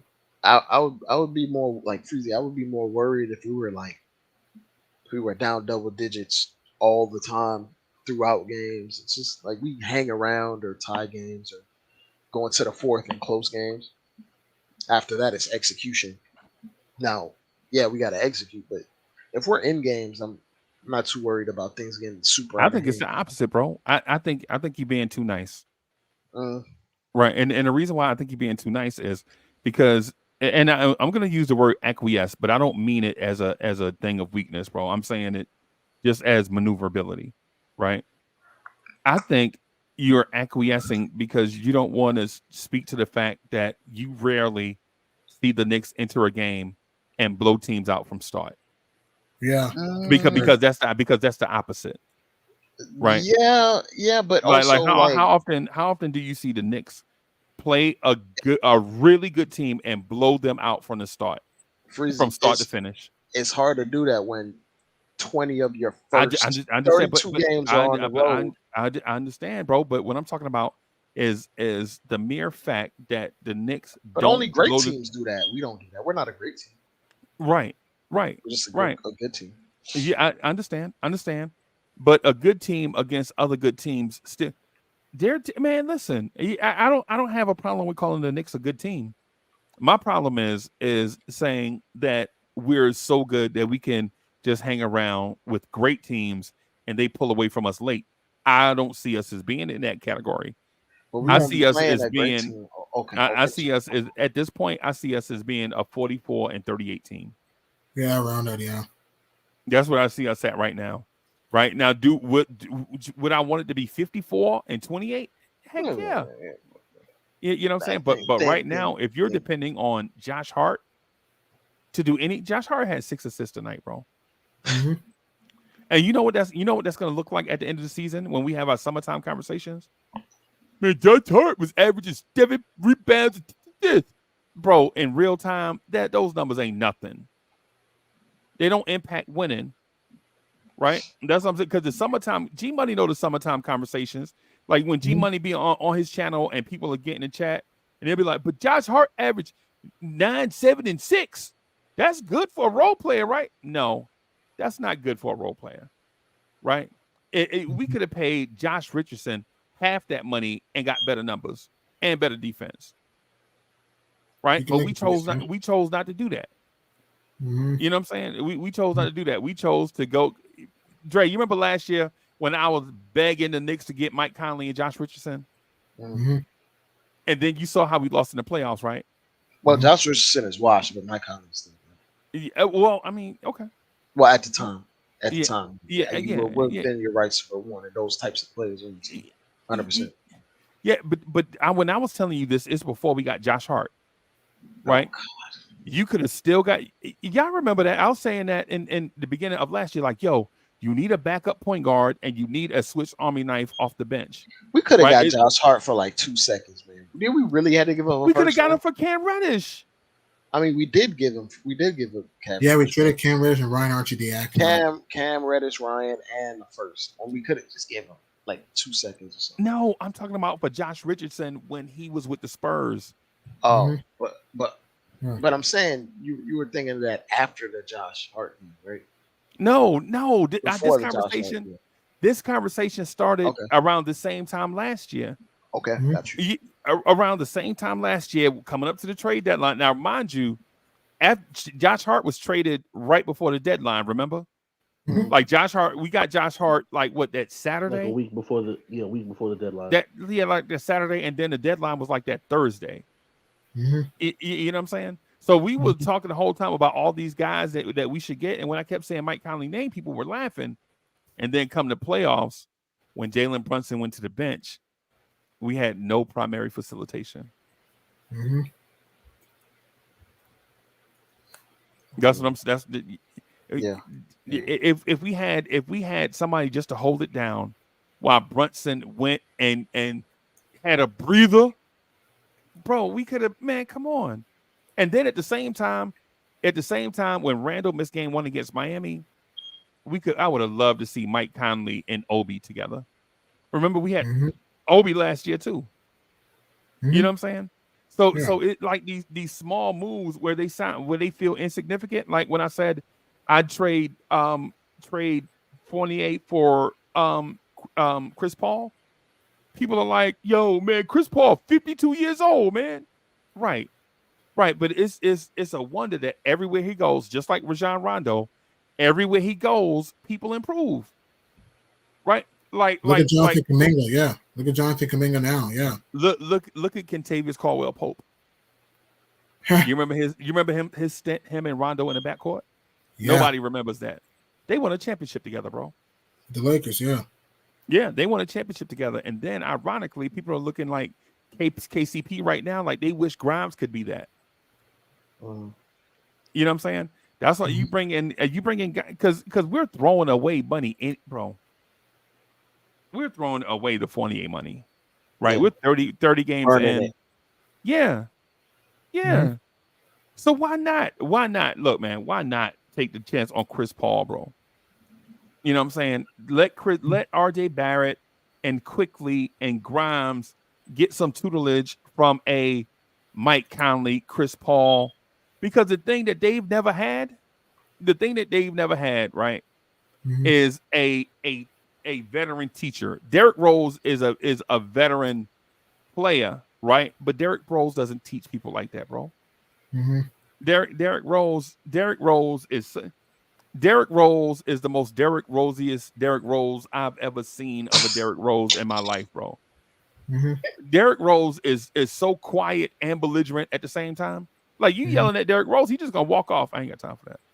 Right. I legit saw that in Orlando. They yelling at Derrick Rose. Derrick Rose just walk off. Like I know Derrick Rose is like go get the ball from the ref. Like I know he ain't talking to me. Nah, he's like, I'm okay, I'm good. Yeah, he like, yo, who Tibbs think he yelling at? Right? And then Randall, on the other hand, and this is where the TV Knicks fans and the games Knicks fans create like these weird narratives. Like Julius Randle ain't a team player. Like I legit saw Julius Randle go grab Obi from almost choking out Tibbs in Orlando. You remember the game in Orlando, in Charlotte, where Obi was hot, the Miles Bridges game, the Kimba come home game? Oh, yeah. When Obi scored like 11 points and he did the windmill dunk at the other end in Charlotte, and Charlotte crowd erupted. And Tom Thibodeau sent Randall straight to the table. Like, get him out of here. That man scored like 11 straight points, and Tibbs jerked him out the game. And Obi lost his mind, and Randall was the one that went to Obi and like, yo, relax, bro, calm down. That was Julius Randle that did that. But if you wasn't in the arena, if you saw that on TV, all you saw was Derrick Rose walking off from Tibbs, and people be like, but Randall body language. Right. Body language PD. Yeah, yeah, bro. Yeah, but ultimately, what I'm saying is if you're the Knicks right now is the perfect opportunity to pluck a veteran off of a losing team, i.e., Alec Burks. Right? You only, bro. What would Detroit take for Alec Burks right now, bro? Grimes? You think they do Grimes? You think they would do Grimes for Burks? They would take a second for him. Like Burks has been terrible this year. Like objectively the team, bad. No. He individually is making them bad too. Like him and Joe Harris. His net rating is terrible. And have you seen Joe Harris this year? The team is bad, but he's also even worse. If it makes sense. Bro, what I'm telling y'all, man, and I don't know if y'all understand what I'm getting at. These veteran guys, when you have guys that know how to play with dudes that don't know how to play, are the guys that know how to play gonna look better, or the guy that knows how to play playing with other bad players gonna look worse? To me, the one guy that knows how to play is gonna look bad because Killian Hayes should be cutting because he can't. Killian Hayes, why are you spotting up for three when this driving lane is wide open? Right? All you got to do is go back door. I could throw you the bounce pass. You get a layup at the rim. But he's going to wait in that corner until the double team comes. I kick it out to Killian Hayes with 2 seconds left, and now Killian Hayes has to create his own shot. And he can't do it, yeah. Bro, that's what I'm saying. I'm not saying that y'all don't know basketball. I'm just saying the circumstance for some of these teams, bro, is that.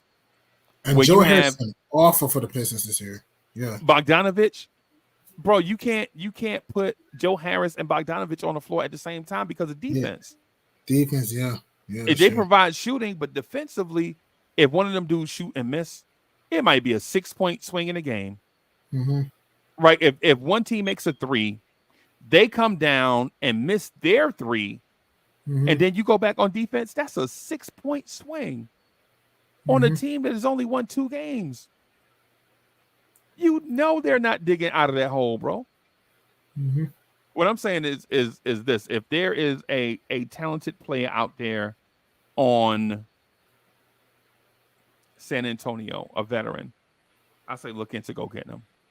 If there's a quality player on the Wizards, right? I say go get them. Mm-hmm. Charlotte, go get them. Right? Detroit, man, go get these guys, bro. You know what I'm saying? Because the alternative is just rock with Grimes, RJ, and Quickly.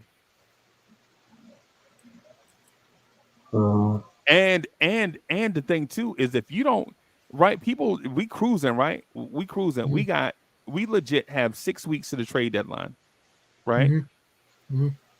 And if this team don't start giving Quickly minutes, once the trade deadline is gone, IQ will be Van Moose. We'll pack his bags, have the little the little cartoon with just a stick and it's like a the hobo. The hobo, like, yeah. with the bag on the stick, right? Yeah, IQ will probably be doing that. Yeah, but bro, I'm telling you, once the trade deadline goes by, Emmanuel Quickly is gonna be chucking for his life, bro. Mm-hmm. And if don't believe me, just watch.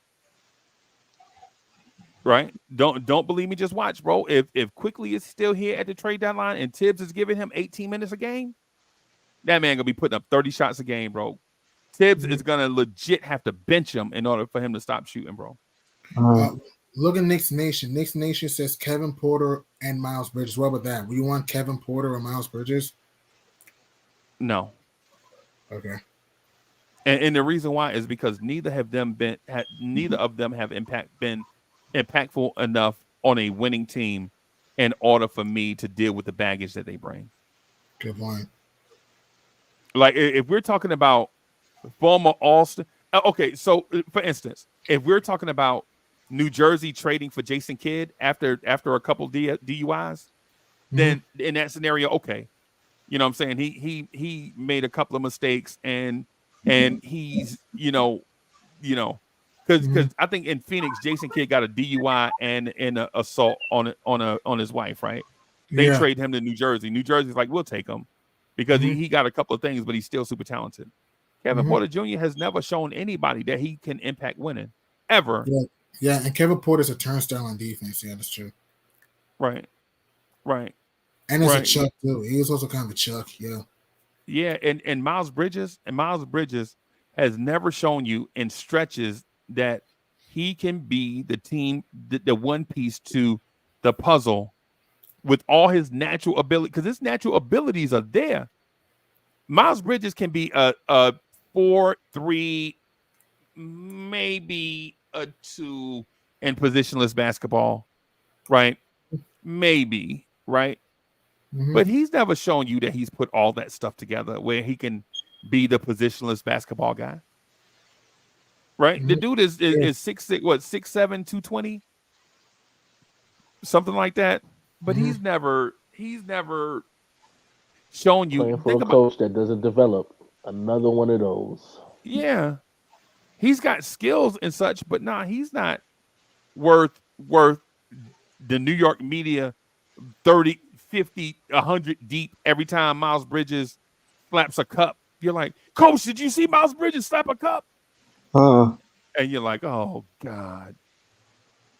You know, if you think, bro, think about this. You want to bring, and I'm not saying you, G-Money, I'm saying in general. Right. In general, you want to bring Kevin Porter here with anger issues and Miles Bridges here with anger issues, right? You think New York is ready to deal with that, and they could even deal with a thumbs down from Randall? Yeah, their head case, Kevin Porter, head case, Miles Bridges, head case. Yeah, I know what you mean. Bro, if they had a meltdown over a thumbs down from Randall, Can you imagine Miles Bridges, bro? And Kevin Porter also, yeah. Yeah. That's Yeah, why I Kai know. Jones is. That's why Kai Jones is not in the league right now. Because Mhm. Kai Jones is a superior energy athlete if developed correctly. If developed correctly, Kai Jones could be what we want Evan Mobley to be, right? Right. Because he's got more physical. Kai Jones is more athletic and stronger than Evan Mobley, right? But Hmm. Evan Mobley has more upside because he can think the game, process Right. stuff. Evan Mobley is an athlete with that skilled base, where Yeah. Kyle Jones is a athlete that's learning basketball, and there is a Hmm. difference, Yeah. right? It's the same thing with Obi. It's like if you thought Tibbs ain't gonna play Obi, an athlete that's learning how to play in the NBA, what you think Tibbs gonna do with Kai Jones, bro? Hmm. That's why I'm saying, Dre. That's why I'm saying I didn't mean to stomp on your point, man. But Jay Boogie Christmas song got me my second win, bro. I'm ready. That was fine. I wish somebody would make a song called Green Light to let people know I'm ready to go right now. DSJ, let's do a song. Let's do a Give Green me Light the song. green light.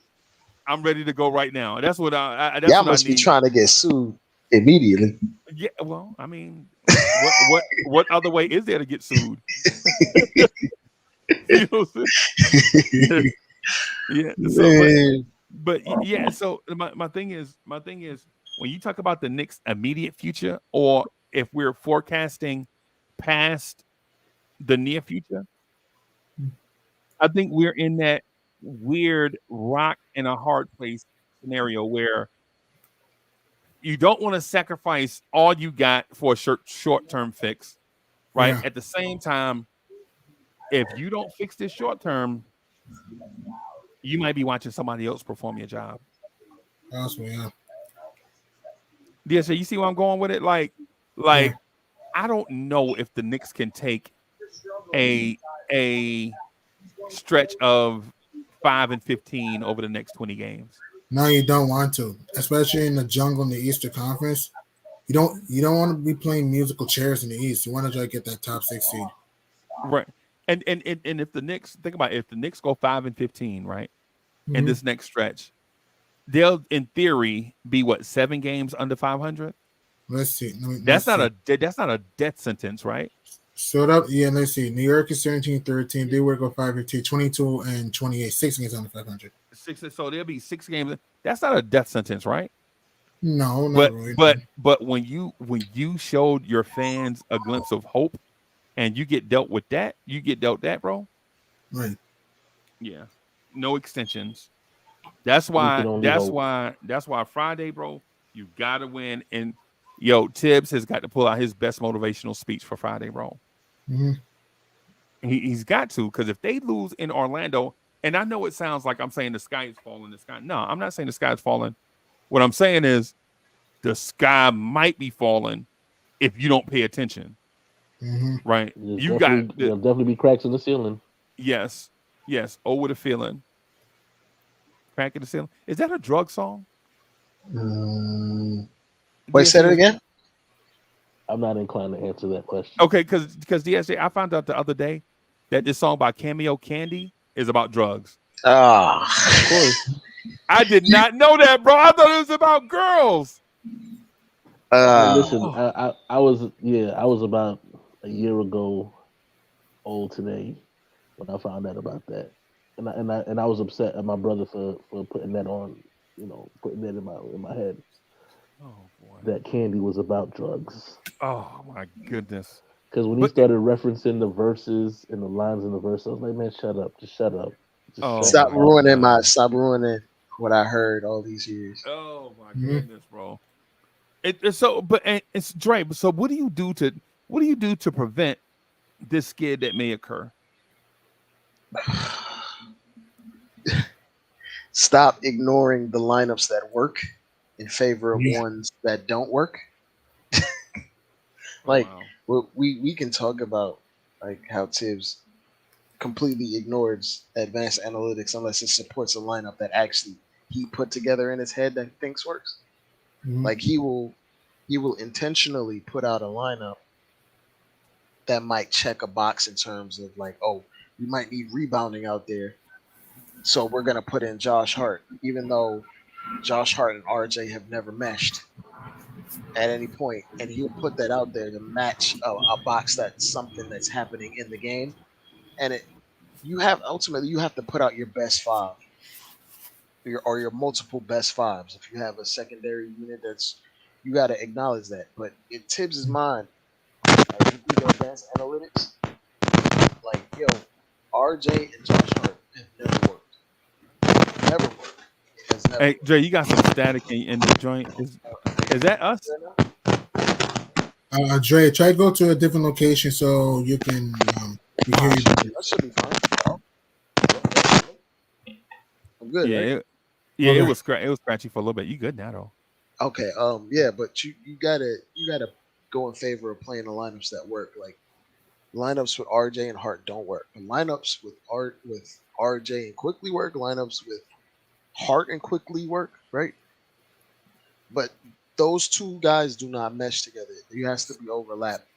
You cannot play them two together because they make life more difficult on Brunson and Randall.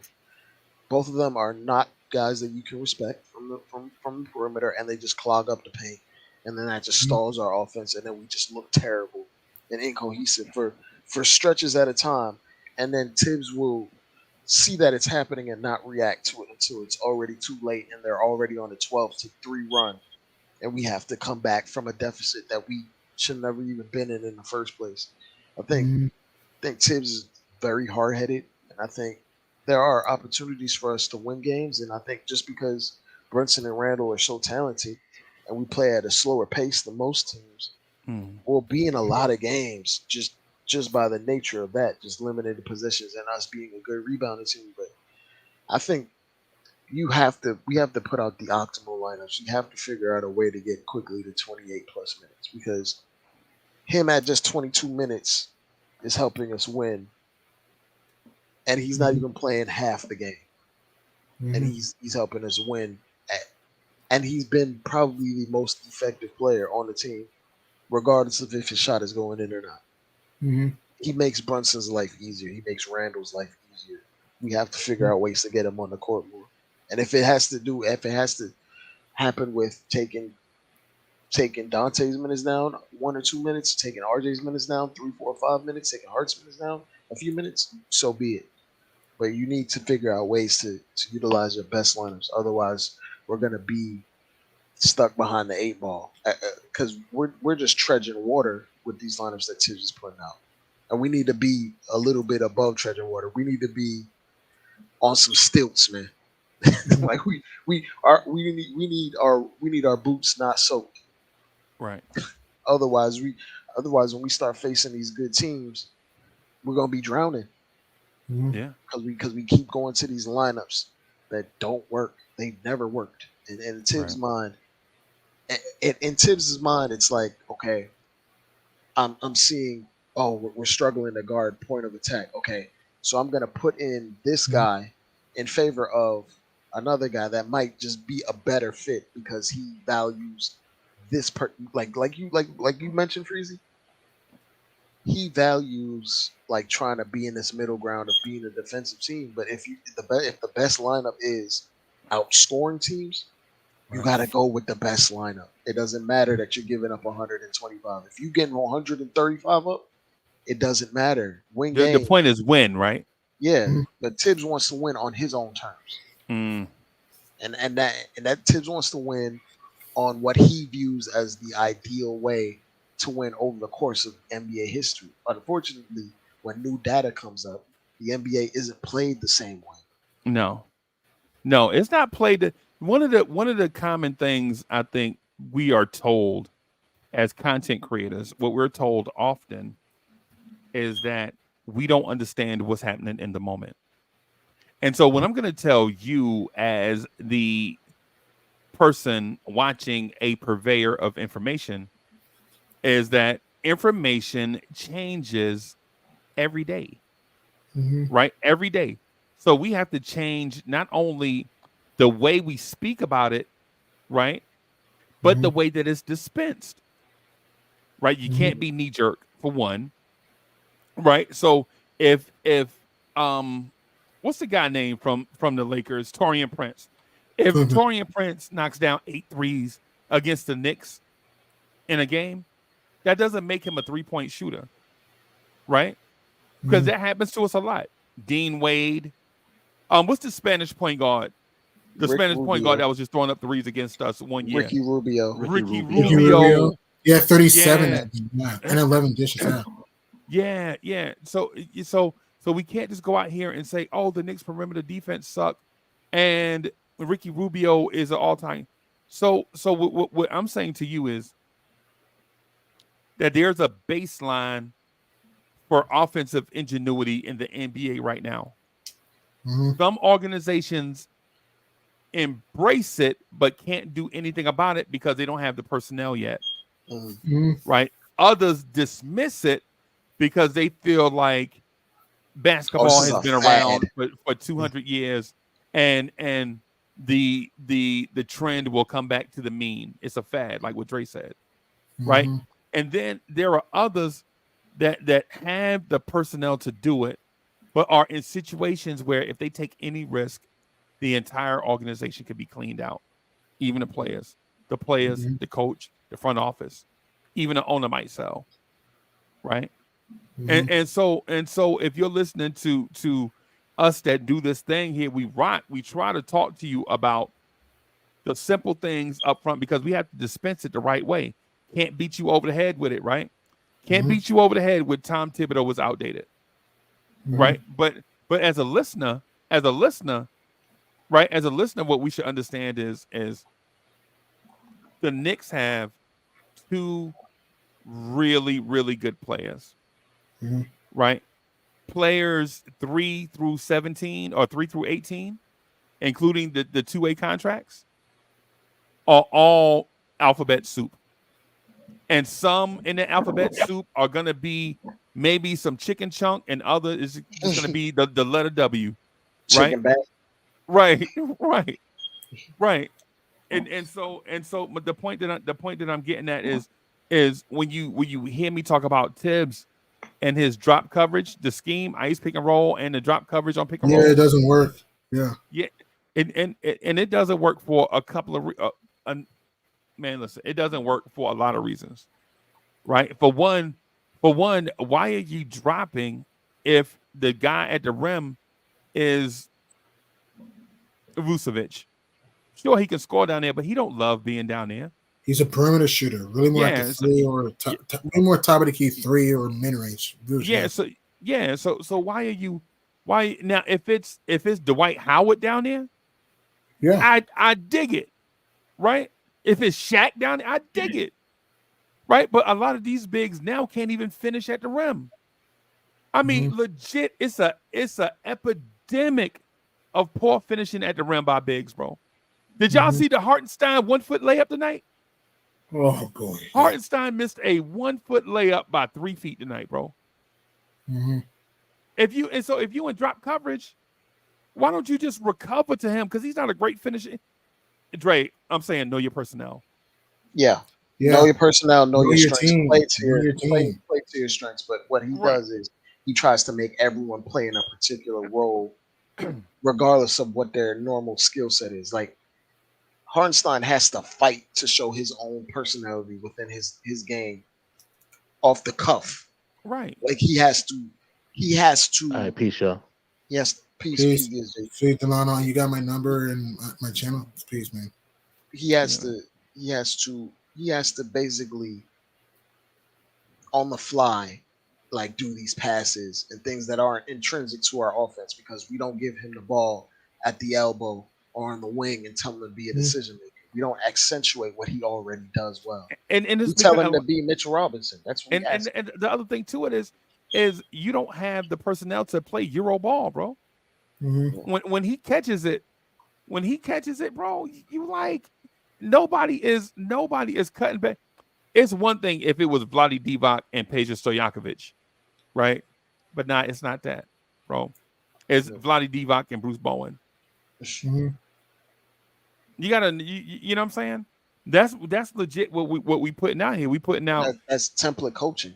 That's what he's doing. Template coaching. yeah. He's coaching us the same way he coached the 2021 team, despite us having more talent. Mm-hmm. So, like us having more talent, it shines through because Brunson is just that talented. But are we putting Brunson in the most optimal scenarios to make his talent and make the game easier for him? Hell no. No. What we doing is we putting Josh Hart and RJ Barrett together and clogging up the paint because teams ignore them. And then Right. telling Brunson, yo, I know you really good, Brunson. Get 35 on 50% shooting, please, with no spacing. Yeah. And Brunson, and sometimes Brunson can do that because he's that talented. But Right. it shouldn't be that hard every single game. Every single night. It's the grind. It's the grind. So yeah, and what I'm saying is the simple things mean a lot, but we don't notice the simple things. That's why we always blame the players. And for the most part, about 70% of the time, the players are listening to the coach. Mm-hmm. Right? 30% of the time, you're like, Coach, you gotta let me play my game too, man. Come on. Like You know what I'm saying? I worked real hard to get to this level playing a particular way. You Yeah. have to at least acknowledge that I wouldn't be here if I didn't have a specific skill set. Yeah, and if you're the coach, too, you have to let the players play. Like legit, I heard, no lie, Dre, this was about 25 years ago, right? I was coaching at the Rec. I heard a coach say, hey, man, I'm going to throw you this screen pass. They can't stop it, so I'm going to just throw it to you 3 or 4 times a game. I need for you to get 3 or 4 touchdowns off it. Right? And in theory, that's like, yo, you super confident in that kid. But then at the same time, you like, what the You hell just kind of capping him? You just capping him to just that? Yeah, He's just gonna be the screen guy? Or you making it seem like your system is foolproof. When it's not. Right, because say he catch the first 2 and he don't get a touchdown. Mm-hmm. Right? Now kids are like, oh man. Am I screwing up? Is it me? Yeah. Am I doing it wrong? And I think you get that on a grown man level in the NBA. Right? You get that on a grown, like for instance, Mike Malone is not a championship level coach in my mind. Right? Did he win a championship? Yes. Frank Vogel is not a championship level coach in my mind. Right? Because in theory, they have coaches on the court. Let's be real. They got coaches on the court. Jokic does uncanny stuff with a basketball, bro. Yeah. Jokic legit can throw a pass 30 feet with 2 hands on the button to a guy that all he has to do is catch it and lay it up. Yeah. Right? I mean, think about Frank Vogel won a championship with LeBron James and Anthony Davis. Mm-hmm. Right? And so we're asking Tibbs, that's probably in that same boat with Mike Malone and with Frank Vogel, to do the same thing with Julius Randle, get the same results with Julius Randle and Jalen Brunson. Mm-hmm. Right? They trying their hardest. Yeah, there's no doubt in my if Tom Thibodeau had Ja Morant, if Tom Thibodeau was coaching the Memphis Grizzlies, I think they would have been NBA champs by now. Nah, right? Because of the way their team is made up. Ja Morant is Derrick Rose, and the rest of the team is a classic Tom Thibodeau installation. Right? Everybody else's sole job is to operate Tom Thibodeau's drop coverage defense. And he's got he would have had Steven Adams, and he would have had Jaren Jackson Jr. as a weak side shot blocker. And you give him that with long defenders off the bench like Brandon Clark and a whole bunch of other guys. I think they are so close to winning the championship. If they don't win 1 or 2, they would be considered the favorites. But it's merely because Ja Morant would be able to tote Tom Thibodeau's offense at an MVP type level in my mind. Right? And in my mind, I say that because I've seen Tom Thibodeau do this with Derrick Rose, but every time they get to a point, they had injuries taking people in and out of the lineup. Right? A healthy Memphis team, yes, absolutely. I think they win a championship. Especially, we look at Memphis different now because Ja missed all those games late last year and this year. and we don't consider them to be where blah blah blah. I was gonna say, Freezy. The only reason I push back on that is they haven't really shown to be a really solid half court team, at least not yet. Good And point. if you're winning a championship, you need multiple guys that can get you a bucket in the half court efficiently. And Right. John Morant really hasn't developed a mid range shot as of yet, which is And his 3-point shot comes and goes. Yeah. which is and to not spin off, like they have Desmond Bain who's rapidly improving. Right. But the mid range shot is the trump card for tough shots in the playoffs. When you get into the playoffs, it's part of the reason why Jalen Brunson dragged us so far despite everyone else stinking. Operating in the mid range and getting your shot at your own at any given time, or whether it's pick and roll or getting easy shots at the front of the rim with Jokic or Murray creating shots from the perimeter, you have to be able to be efficient. So Tom Thibodeau wouldn't be able to do it. I don't know. So you dispelled and proved my point at the same time, right? Because notice I said Malone was not a championship level coach, but he won a championship with Jokic because Jokic was the coach on the court. Like because Jokic has superpowers, bro. And LeBron has superpowers. It's a cerebral aspect. Right. John Morant isn't that level of playmaker, not yet. Maybe you get there.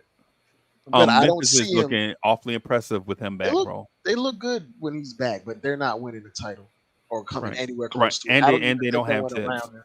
And I don't think they went around in the playoffs this year. So, well, that's okay. Well, that's a little bit far out, but that's just me betting on them. But they just remember they had the 2 seed last year, right? But the point I'm getting at is these coaches that win because they have players with superpowers, bro.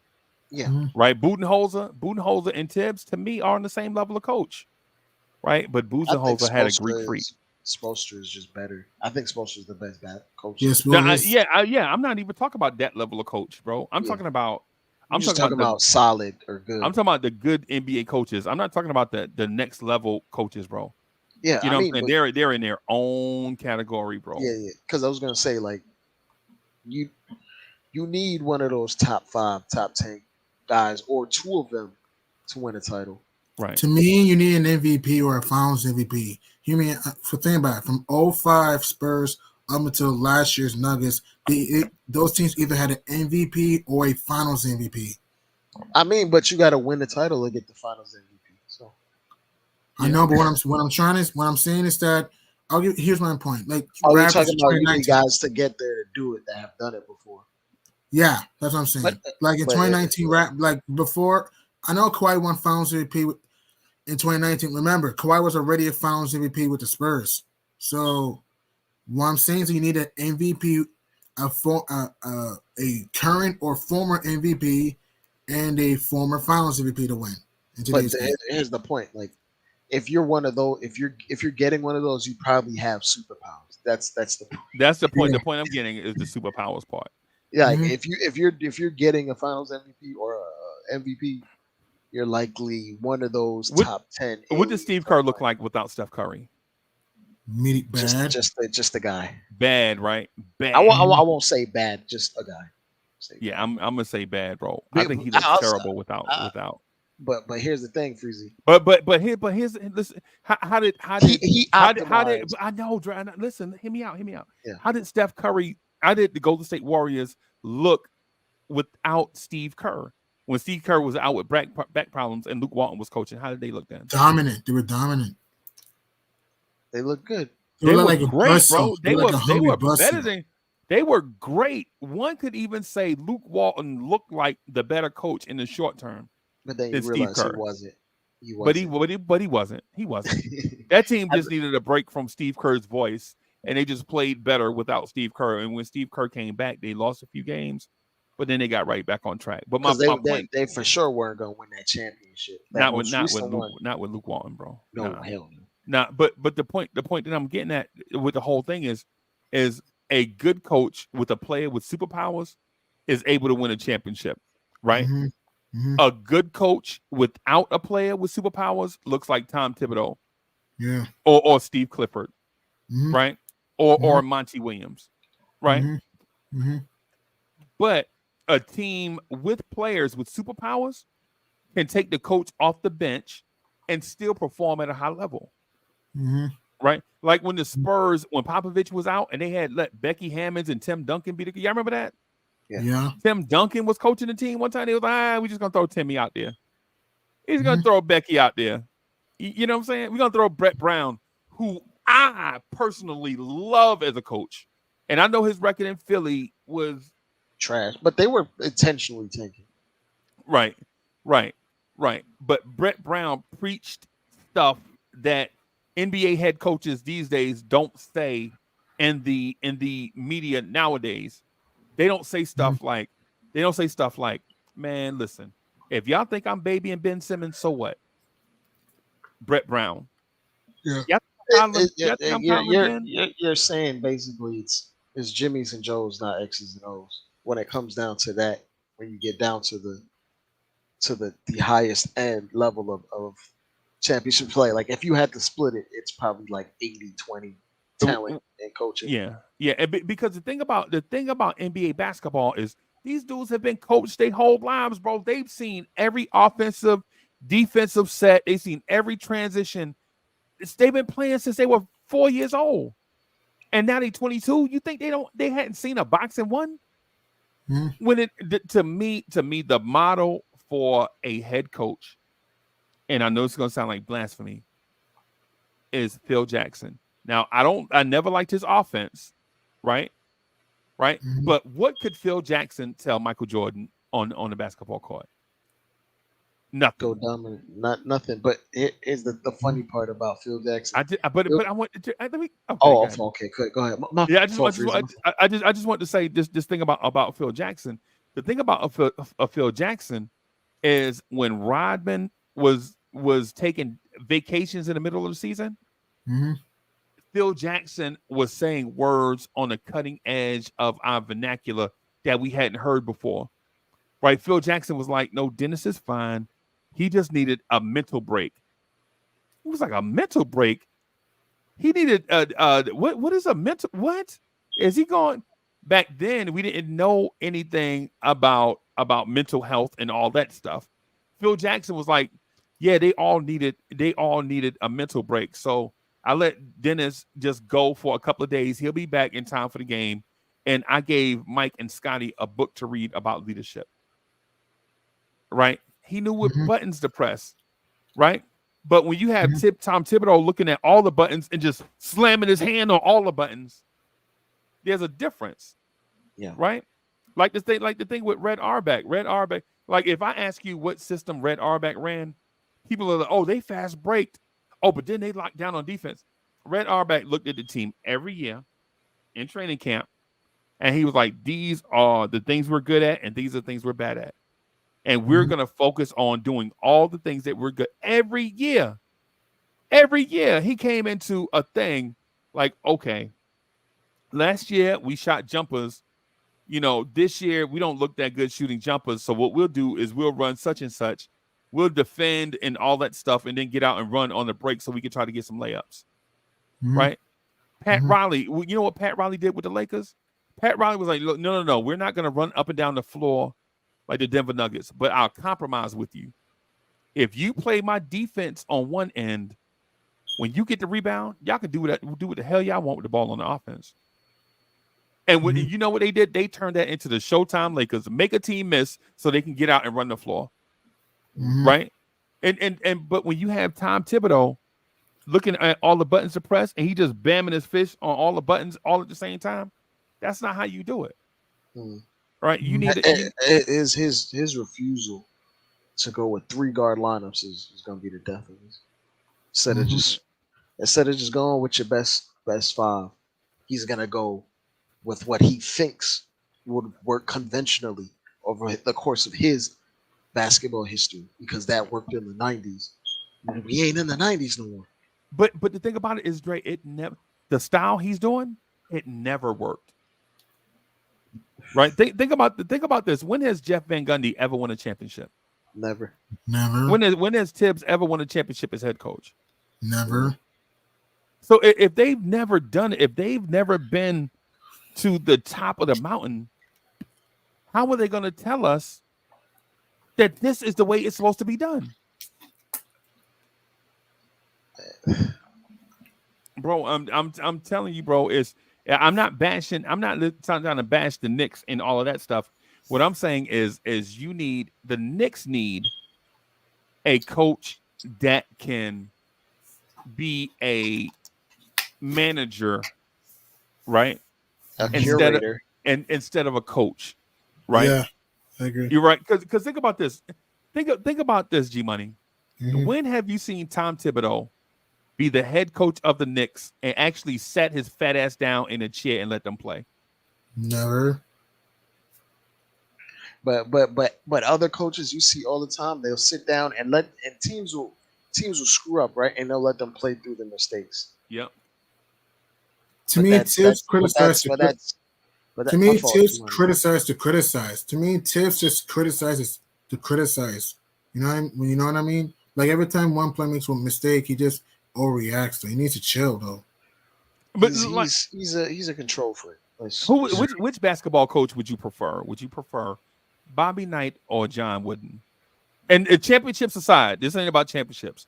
Like in today's NBA, if you had to pick one, John Wooden or Bobby Knight, John Wooden would be more successful in today's NBA. right? Because if I asked you, what did Bobby Knight innovate in his 5,000 years of coaching? What are y'all gonna tell me? You don't know what Bobby Knight innovated. No. You don't know, right? G Money, what did Bobby Knight innovate? Not really much, I don't think. I'll tell you what John Wooden innovated just off rip, the UCLA cut. Yeah. Teams took the UCLA cut and started doing pick and rolls out of it.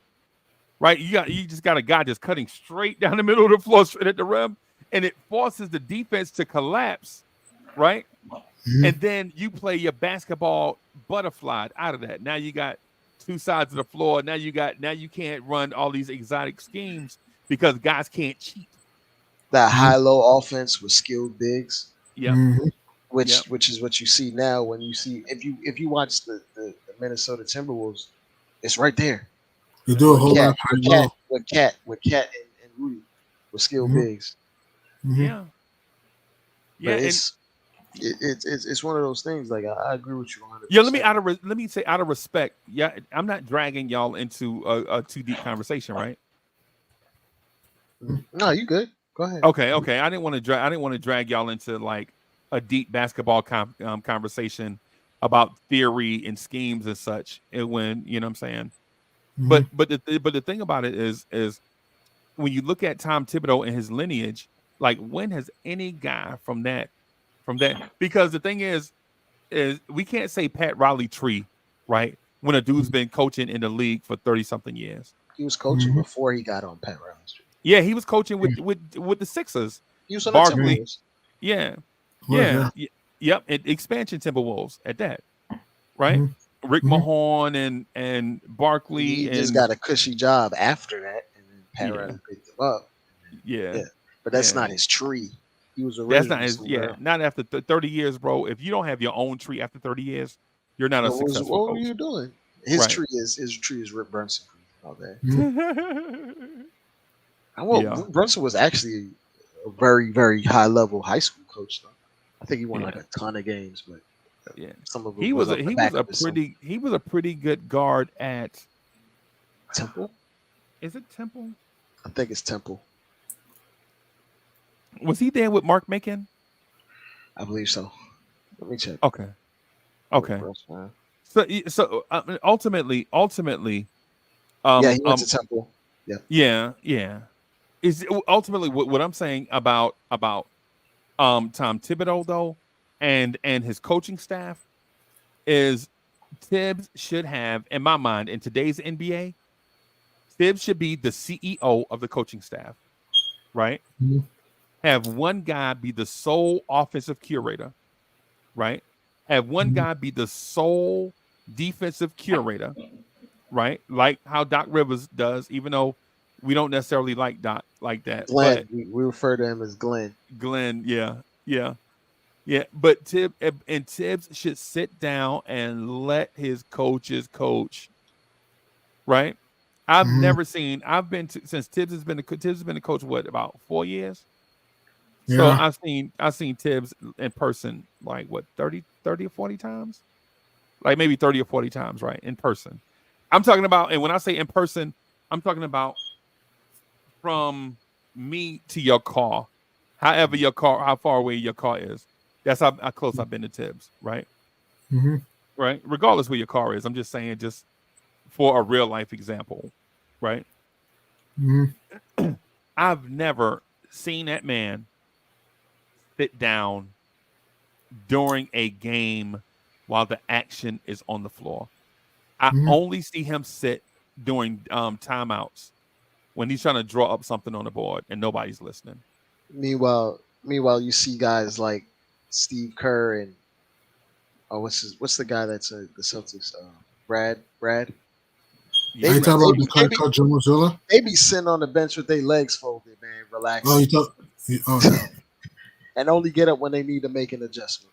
Because the install is money. And when the install is money, you can be confident like that. Yeah, Mhm. You know what I'm saying? That's the combination, bro. I'm not gonna lie, G Money. That's the combination I want, Mhm. right? I want Yeah. Brad Stevens on the bench, and I want the Golden State Warriors guy as the team president. I would even take Brad Stevens as the GM and the Golden State Warriors guy as the team president, right? And bring in a guy. So G Money, here is my new coaching candidate of the future. You know it changes every year, right? Yeah. All right. So here's my new guy, Jarrett Jack, right? Well, not no Jared. Or Pablo Prigioni. Those are the two guys that I would like to see as a head coach for the Knicks. If Former Knickerbockers too. Yeah. Yeah, and the thing is, I have nothing against Johnny Bryant, bro. But I hadn't heard anything about Johnny Bryant. I, Freezy, I'm not gonna lie, I'm scared to get an assistant coach on the team that lost 27 games in a row. So what? I'm But scared of that. that's a talent thing, bro. That's not a schematic thing. They ain't Because they ain't 27 losses in a row bad talent wise. There's a lot of bad scheming. There's a lot of bad coaching going on. I'm not gonna lie to you, Freezy. okay, all right. I'm not gonna lie. Those You I talking don't about know. Jarrett Jack, right? No, not it's not doing Jared Jack. Monty Williams is terrible, but I'll put it No, this way, Pablo Freezy. Prigioni is in Minnesota, right? I believe so. Yeah, And Pablo Jarrett Jack is in Golden State. Detroit. No, Jared Jack is in Detroit. Oh, he's in Well, Detroit now. Okay, that's why I said that. okay. Yeah. And Monty hasn't.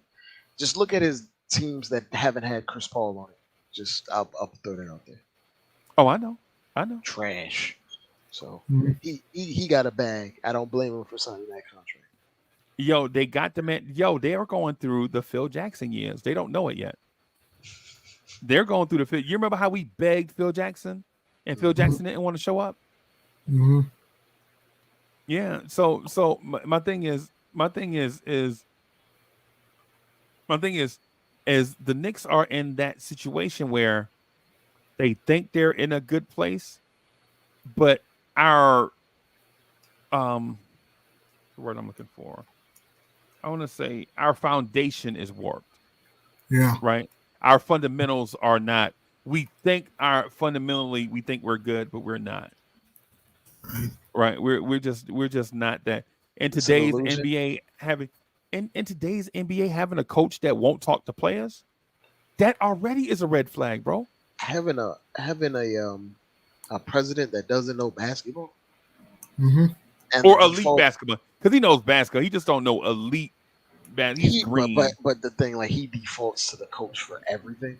Yeah, yeah. That's not good. That's problematic, bro. If you don't have your own idea, they're like completely different from the coaching or even the GM of what you think a team should look like. And the moment you do actually get like a guy like a 6'8" wing, and the coach is like, What "Nah, I'm not gonna play him." how would you feel about Scott Perry being the team president?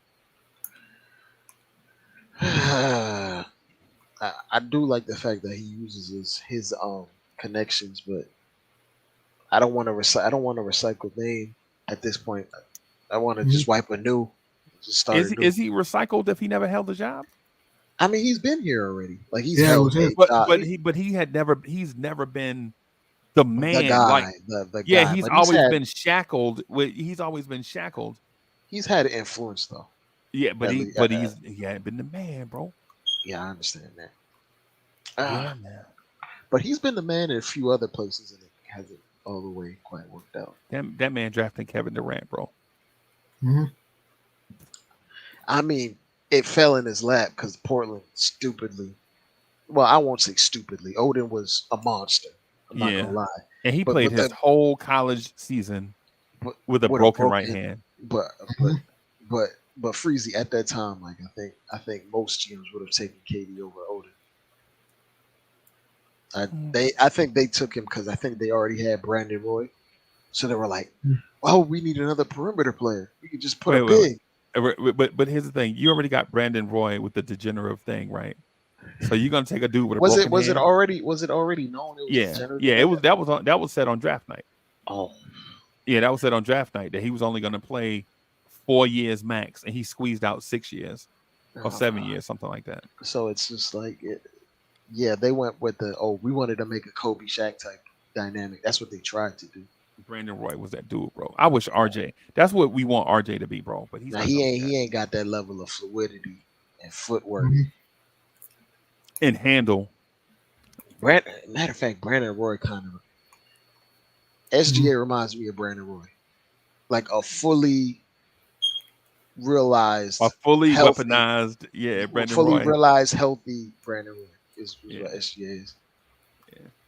Yeah. It's like he's sneaky athletic, not super athletic, but athletic enough, quick enough, and sneaky strong. Where if you kind of body him, underrated defender, yeah, footwork, excellent mid passer, range, and level score. As a step back three, as a feathery step back three.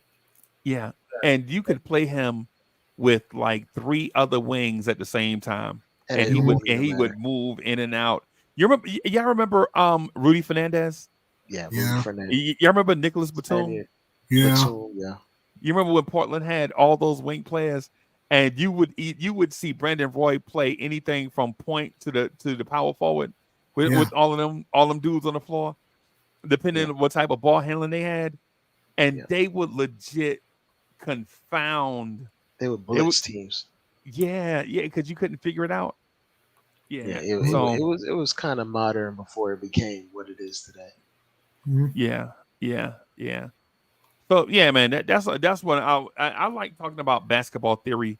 So sometimes, man, I drag y'all into these conversations, into the deep waters about thinking beyond what the last game told you, right? Like for instance, this OKC team probably played with us too much tonight. I'm finding that they should have just put the pedal to the metal, but they have young players that need to learn. They don't know how to. Yeah, they don't have the killer instinct yet. Like I think they're gonna slowly develop it over the season, and then they might win a playoff series. They might not, but they're gonna grow. But they're gonna be they're gonna be a force. Yeah, and for whatever shortcomings they may have, they have all those assets to just throw. Right. And on our side, we are the epitome of Rocky Balboa. That's our build model right there. We have Mick, right, upstairs, right, and then we're Rocky Balboa, right. Like we have to try. You're an undersized boxer, just trying to fight with heart every night.